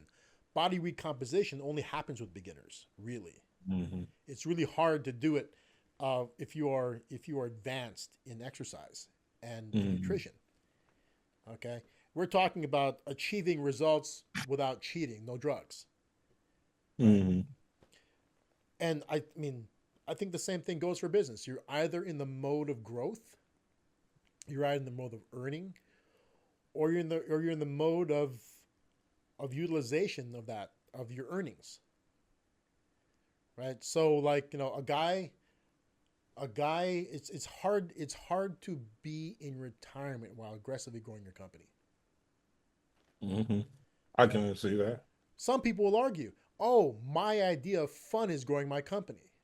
That's what they're saying right now because they don't know what other To do fun with their is. money. Yeah, yeah, yeah. They've never Sometimes, I even mean, but sometimes you can get in a mode where, like, especially depending on what kind of job you have or whatever you're doing for money, you can get in a mode where it's just fun. It can be. Well, think about it. Okay, so why are Wall Street guys in the past? Why do they have such a big reputation for the hard partying? Because that's really fun. Because their jobs are so stressful that they're out there like That's why Wall Street dudes just mean like they have drug problems because they go out. I mean like they have the mentality, work hard, play hard. Hmm. That's the thing. I mean like, and a lot of them go overboard, and they're spending. But at some point in time, their play hard interferes with their work hard. Hmm. They almost all of them get to that point where like they wreck themselves because they were trying to do both things at the same time, Yeah, really wrecked themselves before they check themselves. right? So you gotta have the discipline to do one. I mean, like if you're in that season, that's what you got to be in. You people just they try to have it all at the same time, Hmm. right? And I'm not saying that you got to be all work, work, work, work, work. But you also can't try to prioritize play, play, play, play, play. I mean, you have to enjoy yourself to a certain degree, and it's do your weekend stuff, whatever, right? But it's easier to be in one more to the other. So right now, like you said, like a person like Elon Musk can donate a ton of money to help to make the world a better place, but they're not going to because they're not in that mode. He's in the Yeah, mode of building his empire. He's yeah, at some point in time, Elon Musk will be his Death Star will be complete, and then he can focus on retiring and having fun, which is probably gonna be using the Death Star to destroy other planets. yeah, yeah. He gonna get to Mars and find out it was something on Mars that he wasn't supposed to run into. They gonna run him off of Mars, and he gonna try to come back and Yeah. get that get back. See, actually, let's talk real quick here. So you got freaking Trump now, right? So Trump tried. So Trump, he had that thing. So he's a guy with family money, right? Uh, So people always say, "Oh, he had 100 million." I always look at it like this. Okay, so people knock him because he took $100 million and made it into a billion. yeah. They say, "Oh man, he only reason he made $1 billion is he had 100 million to start with, right?" Oh, he could have lost that money. Well, actually, the funny part that's what he did, but actually, but scale it back. So $100 million, right, divided by 100, right? So it's $1 million. Right. What's $1 billion divided by 100? 100 million, 100 million. right? How many people who started off with $1 million were able Got to to make 100. 100 million out of it? Not a Right? lot. Not a lot. Okay, that's a rare number, right? Even with $1 million to Yeah. start with, to be able to make 100 million out of it's not easy. Okay, let's take it even further back. Um, what's let's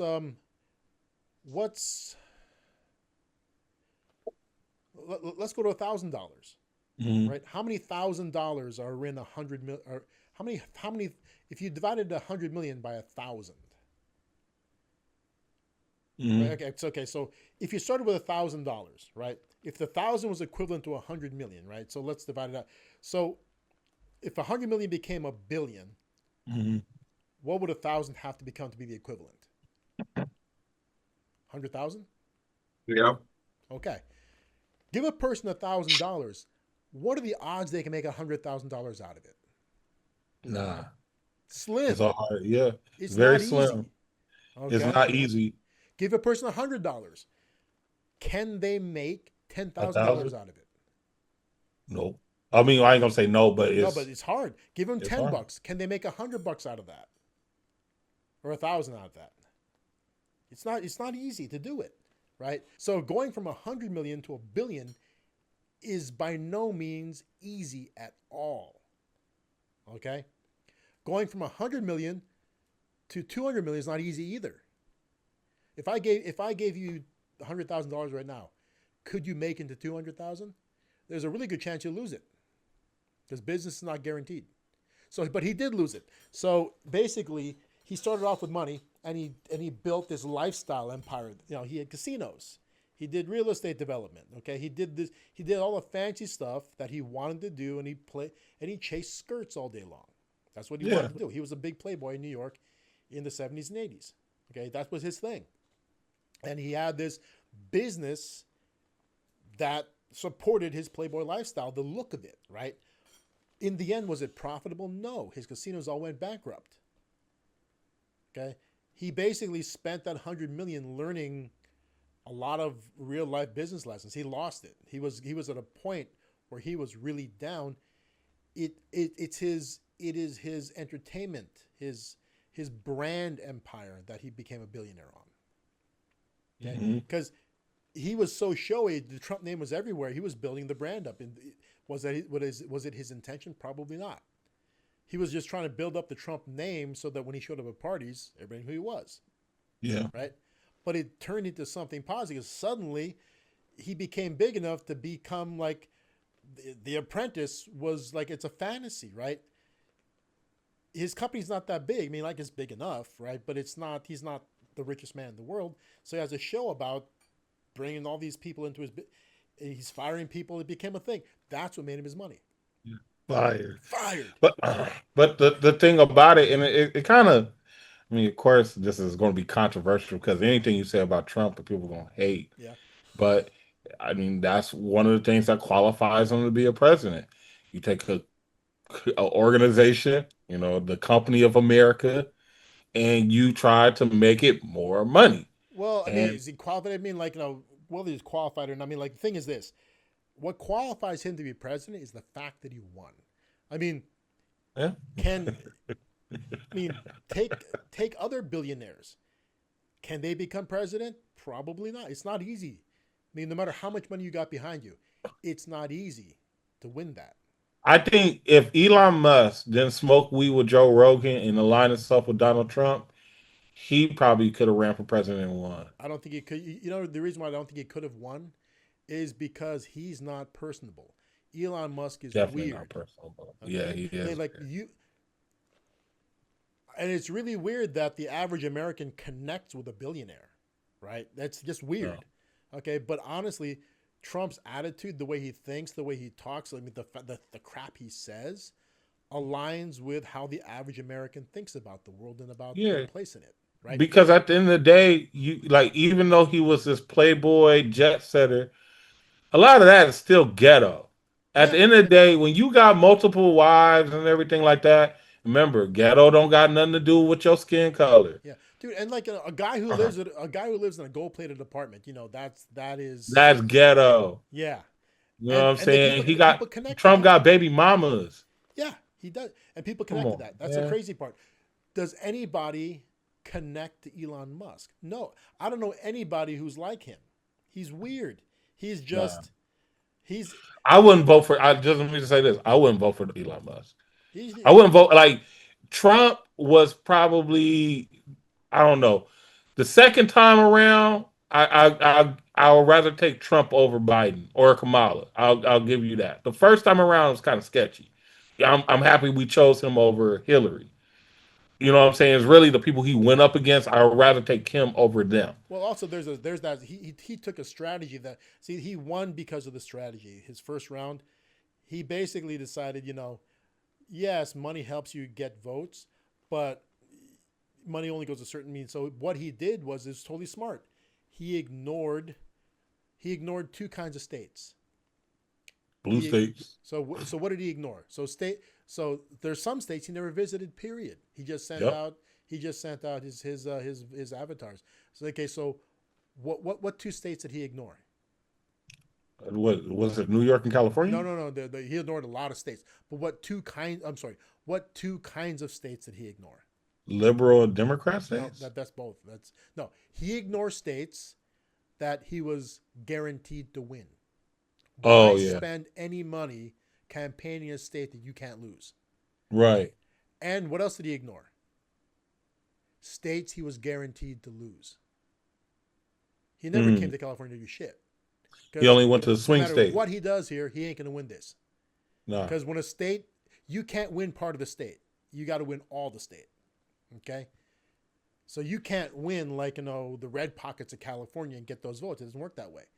A state gives its electoral votes all to one. What So if What do you think would have happened if he would have stayed a Democrat? no, he wouldn't have been nominated. You don't think he would have been nominated? No, he would not have been nominated. Nope. The Republicans had to He was he went in. innovative thinking. He went into a party that was didn't have any stars, Yeah, right? And so he ignored the states that he would definitely lose. He ignored the states that he would definitely win, and he focused on the states that that needed was attention, 50-50. that were winnable, right? And he looked at he basically campaigned and strategized around electoral votes. He didn't give a damn about the popular vote, okay? Because the electoral votes was what you win by. Yeah, And but he lost. I think didn't he lose the popular vote in both elections? think so. Yeah, and that's smart to focus on electoral votes and say screw that because you don't need to win the popular vote in this country. You have the electoral college. That's the way it works. You Mhm. can popular votes don't ever win you the presidency if the electoral college doesn't go your way. Yep. And so that was his strategy. No one's ever approached it that way before. They've always tried to win America. And Okay. that's why I give him his props because his whole presidency and presidential run was about things that people just never thought about Yeah, I before. mean, it was about winning. That's it. Yeah, I mean it Winning. was about winning, but I mean even now he's in a mode where he's trying to help America win. Mhm.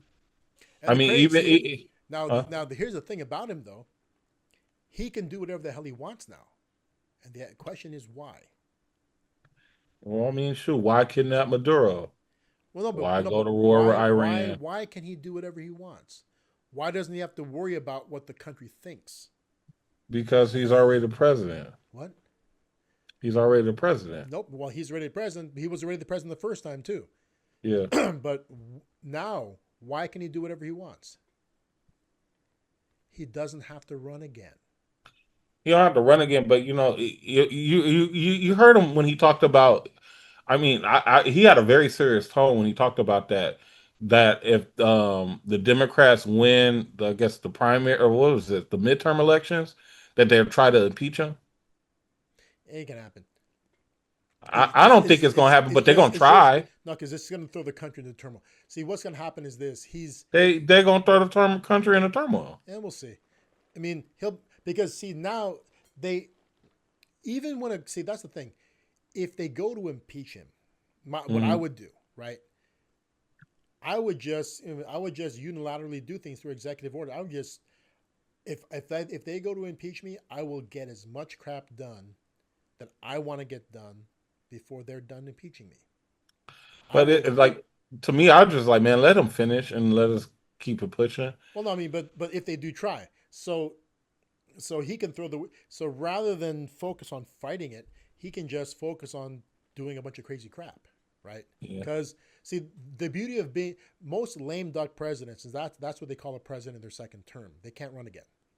Hmm. Most lame duck presidents don't do a lot of stuff. They're focused on legacy and they're focused on trying to position their successor. Okay, he's not. He is right. Like, okay, so who is his successor? Technically, be JD Vance. Right. He's the only guy in his party who's got any razzmatazz going on, Yeah. right? And And he's he going up against some people, even though like it's just my thought, and remember it's just my thought. I feel like any Democrat that gets in, and if they win, we're gonna have a civil war. I think I so. don't know about Civil War. We'll see where it goes. And I mean, look, any because you gotta think about it. Like people, like I was gonna bring it. I might save it because it's getting a little bit late. I might save it for the. I'm gonna save it for the next yeah. Well, podcast. yeah. But there's a lot of the Democrats that are going to try to run are one, the people that are against ICE. You know what I'm saying? Two, a lot of people have fled their states You know what I'm saying? And let the states in the economic turmoil. But people will vote for these people just because they don't want Trump 2.0 JD Vance. Actually, if they're gonna have any chance, okay, they gotta float somebody that can appeal to both sides. They have to, right? If they don't, you know, all the Demo. There's the funny part. If it really came down to it, and everybody had to choose a side, okay, let's say the entire country voted. Honestly, Mm-hmm. every eligible person went out there and voted. Mm-hmm. Okay, it's either you're an America First person or Mm-hmm. you're not. Right? That's what it comes down to, right? Yep. What would happen? Do you think? I think if everybody went out there and voted, because there's a whole bunch of people in conservative pockets of America that don't vote, Yeah. True. and there's a whole bunch of Democrats who don't vote either. I mean, like it's big, Yeah. right? But if Americans all went out there and voted, right, I think that Americans with conservative values would outnumber those who don't have conservative values. That's what I think. I second that thought. I get that. I think that's what I think it's going to be like, right? But I also think that people are dumb and are susceptible to manipulation. Well, no, see, but there's the beauty of it. The left side of things, the Democratic side of things, brings out such polarizing candidates that conservatives would never vote for them. If Yeah. if everybody voted their angle, liberal or conservative, there's more conservatives in this country than liberals, and because of the kind of people that the Democrats put out there, they can't swing any conservative votes. Yeah. They choose to put out people who it's all social justice. I mean, like they choose to put out Right. people who are like fully behind, like trans inclusion and everything. Right? We're not saying that trans is a bad, but we're just saying that there's certain That don't things. got nothing to do with us. Yeah, there's certain Like things you don't cross. I mean, keep it like keep it in your bedroom, man. yeah, I don't care about that. don't don't they want to change the way things are taught in school. I mean, like don't and if a candidate gets out there and indicates that kids should learn about these issues at the same time they learn about sex ed, which is like sixth grade, there's no conservative voter who would vote for that person. No. Period. They should keep if that's what they believe. They shouldn't run on that. They should keep their mouth shut about that and spring it on us when they're in. that's that's Well, I the mean that's that's that's what the right way to go about that. that's how Obama did. Yeah, that's how they should do it, You know, rather than voice it and give us early warning, right? true. Even Joe Biden did that. Yeah. Joe So I Biden mean, didn't like say they nothing about believe in trans. things that don't make that alienate conservative voters, right? They gotta come in. They gotta come in centrist, and then they can show their true colors later. Okay. And that's why I'm like, I think I'll never do that again. Because at the end of the day, remember, 2 years ago, men were playing female sports. Yeah. It got that crazy. Yeah. That's craziness. But I mean, not see, but now we know, right? And that's the reason why I'm saying, in like if it came down to it, if they were able to mobilize all voters, we'd stay somewhat conservative for the rest of the time, right? That's how it's going to be. But okay, so the reason why I talked about Trump is because he's in. We talked about you're either building, it's either build mode or spend mode. See, he's technically in spend mode, right? So he went from being a private figure. He went from being a public private figure. So Mm, just a guy big on social media using his reach to make money for yeah. himself, okay, to being a truly public figure, which is the president of the United States, right? The Mm, things he's doing, see, like, look at what he's doing. So he's benefiting. So there are people benefiting from his actions, right? There are companies that are going to clean up from what he's doing, right? Like turning the Middle East turning Gaza into like into the new south of France, right? Right. Somebody's going to clean up from that, but he knows that he's at an age where he's not going to. He's benefiting a bunch of his buddies, right? But Mm. he's doing all this crazy stuff that he's in spend mode. He's in the mode where he can burn his reputation. I mean, he can basically do what he wants now. So he's in that mode where he's not in business mode. He's leaving that to other people, but he's in the mode where let's take Maduro. Okay, and he is indicating some stuff like the oil stuff. He's talking about Yeah. we're going to control the oil. He's putting himself up as he's in I don't give a fuck mode. Mm. That's the mode he's in I now. mean, we're about to go to war with Iran. Yeah, he's in And that mode. the thing about it with Iran, I would have never like I wouldn't have believed it unless I knew Iranian people that say it's bad over there. I'd have thought this was Iraq or Libya again. Unless people had came to me and really told me like, man, Iran is really, really, really bad. They really do need a regime change. I would not believe I Donald believe, Trump. dude, they turned off communication. You only do that when you need to stifle the population. You don't want news getting out. Oh, Hmm. did you see that? So the U.S. smuggled like several thousand units of Starlink into the country Yeah, to be able to support communication. right. Right, dude. When that happens, when in this world you can't shut off a country's communication. It's Hmm. it really is difficult to do it. And what they're saying is that in Iran, commerce. This number may be wrong. It's like they're losing like $35 million a day in commerce because of the internet blackout. Hmm. They're choosing to have the country go broke because they don't want information spreading. And that's why I'd be like, It's bad. It's bad yeah, over there. yeah, and that's like it's because I have like Iranian friends, and when they tell me like what's really going on, I'll be like, okay, well, Trump kind of has a point on what he's doing. So it's like if they got to go to war, I mean, of course I'm never going to agree with war, but if you got to help out the people, help out the people. Yeah, and I mean, and actually, this is terrible to say, but war is good for an economy. It is good for our economy. I We mean, a know lot of that. jobs are created.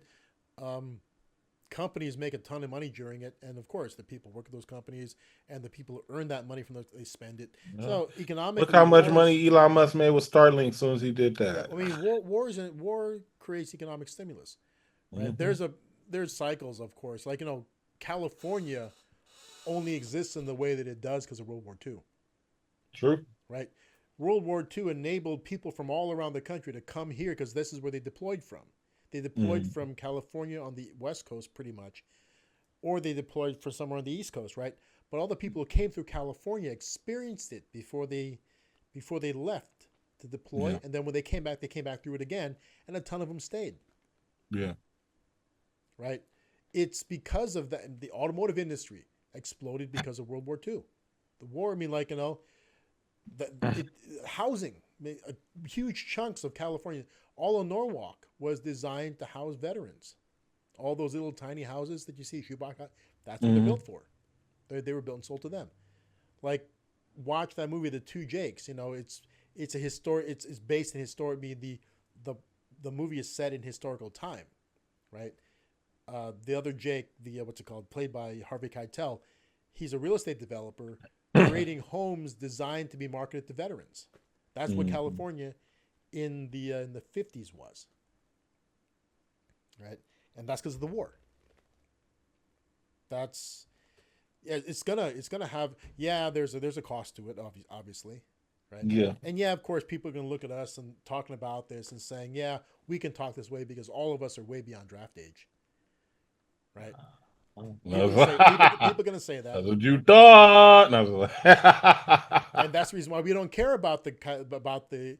But I had this same attitude in my 20s, and I rode economic cycles, and when what you call when conflict would come around, I was in place to help myself and other people benefit from what happened around it. I had the same Mhm. attitude then. Okay, So yeah, it's not because I'm safe from going. I've always had this attitude, Yeah. right? Ask anybody who knew me when I was in my early 20s, when I was 18, when I was 17. They'll back that up, right? Mm. I've been profiting from situations for a long time, right? I ain't Mm. got a crystal ball, but I have eyes. I see what's going around me, and I know what's going to happen, right? I profited big from real estate bubbles. Okay, if it wasn't for the '08 situation, I wouldn't be where I am now. I in the real estate bubble of '08, I was able to take um, I mean, property skyrocketed. That's why it's a bubble, right? So property values are beginning to skyrocket way beyond what they should be, right? So Mm. everyone who bought a property for 200 grand at some point in time in '08, their $200,000 purchase in '06 was now Mm. like at 500, $600,000. Like it's artificially high, right? Mm. But that equity on paper, is that actual wealth? No. It's just a paper gain. It's a paper gain until you convert that equity into actual money, and I did. Mhm. Right, I converted that gain in it, that artificial gain in equity. I converted it to real money, and I Mm. purchased something distressed in that moment. I did purchase at a high market point, but I purchased a property that was distressed, and I got it for a price way below market. So I took my artificial increase in equity and made it real, right? Mhm. That was the best thing I'd ever done, Yeah. right? And I can talk about that strategy at some other point in time, but it involves sacrifice. You know, I somebody ended up so the property that I took all that money out of to get the other one, right? Somebody took a bath on that, right? Because there's always somebody who doesn't understand the cycles. Somebody thought they were getting a great deal because they thought it would kept going. It wasn't going to. So I Mm. just had to find the right person to sell it to. There were a lot of them. A lot of people don't know the things that we're talking about. Okay, so somebody took a bath because of my gain. It's not my Mm. problem that they're uninformed, right? Right. They went into it greedy, thinking that they were going to profit because they just saw the intense rise. I didn't sell it at top of market. I could have waited longer, right? But what happens when you try to wait until top of market? You can end up screwing yourself. If the market declines, I may never sell it. Mhm. Right? I just screwed myself out of realizing equity. Right? Did I buy a property at the absolute bottom of what I can? No, probably pay a little bit too much, but still worked out for me. Mhm. Hundreds of thousands of dollars earned through that. Right? And there's a lot of factors went into that bubble. Okay, wars create the same kind of factors. You're always looking out for what the world's situation is gonna do to the economies, and how to Mhm. benefit from it. Okay, but I think that Trump is in that mode of he's like he's in that Bill Gates is in that Bill Gates and Trump are in the same side of the mode. They're doing different things, Mhm. but he's in that like he would never have done this earlier on in his life. If he had way more life to live, he'd never have done this. I'll He's in become a president. he's in burning bridges mode. he, Yeah. he really doesn't care, right? Because he doesn't No. have to deal with this for much longer. The dude's what, 80 something years old now? Yep. Even though he seems to be like, he has the mental acuity and like, the attitude of a kid, right? He ain't going to be around that much longer.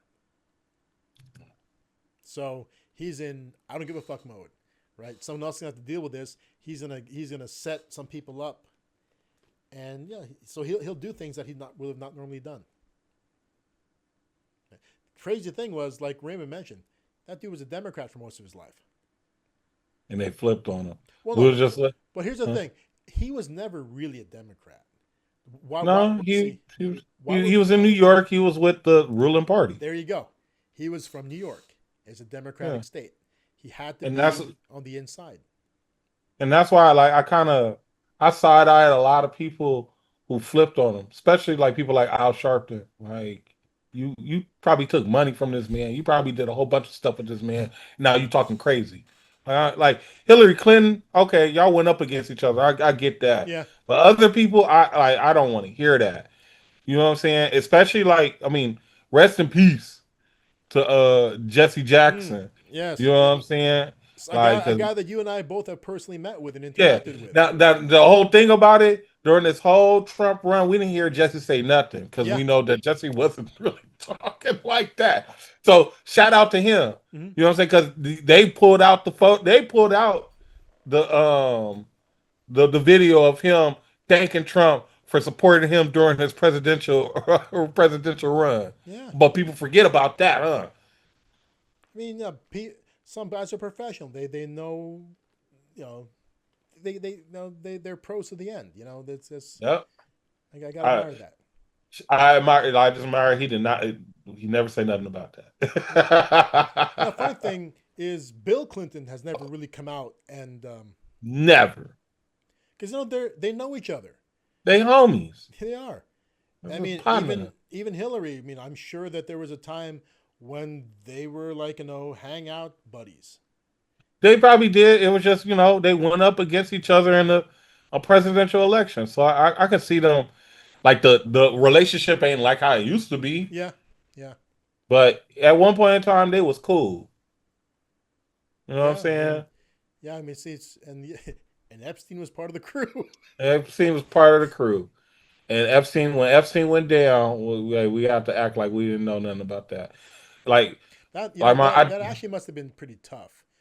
I yeah. mean, okay, so everyone's got a friend who's done some bad things. Okay, I'm sure that I mean, like not everyone, but most of us who have a lot of experience around a lot of things, we will have some friends who are not exactly upstanding. Wait, Armand, because look, the only thing I do got to get up and I gotta finish doing what I'm doing. I gotta wash clothes before I go to bed. Oh crap! What time is it? Oh yeah, yeah, yeah, Yeah, yeah. yeah. We Look, discussed this. because we didn't talk about Prince Andrew. We didn't talk about El Mencho. There's a whole bunch of stuff we didn't talk about. Yeah. So next time is gonna be more interesting. So next time will be a little bit less business and a little bit more crazy gossip. Yeah, But yeah, so yeah, we got to cut this because Raymond got stuff to do. Let's call this one because it is in our time past midnight, yeah. and so yeah, so okay, so we're gonna call this one right now, and we will have some more juicy stuff in the next round. More juicy stuff. But I Write it hope down. that you guys out there learned a little bit about about headspace, understanding how to look at things, understanding, this has been a bit about mentality today. So, hope this was helpful. We're gonna sign off for Digenet. I'm Armand. It's your boy Raylo, man. You take them over here. Okay, and we will catch you guys in the next one.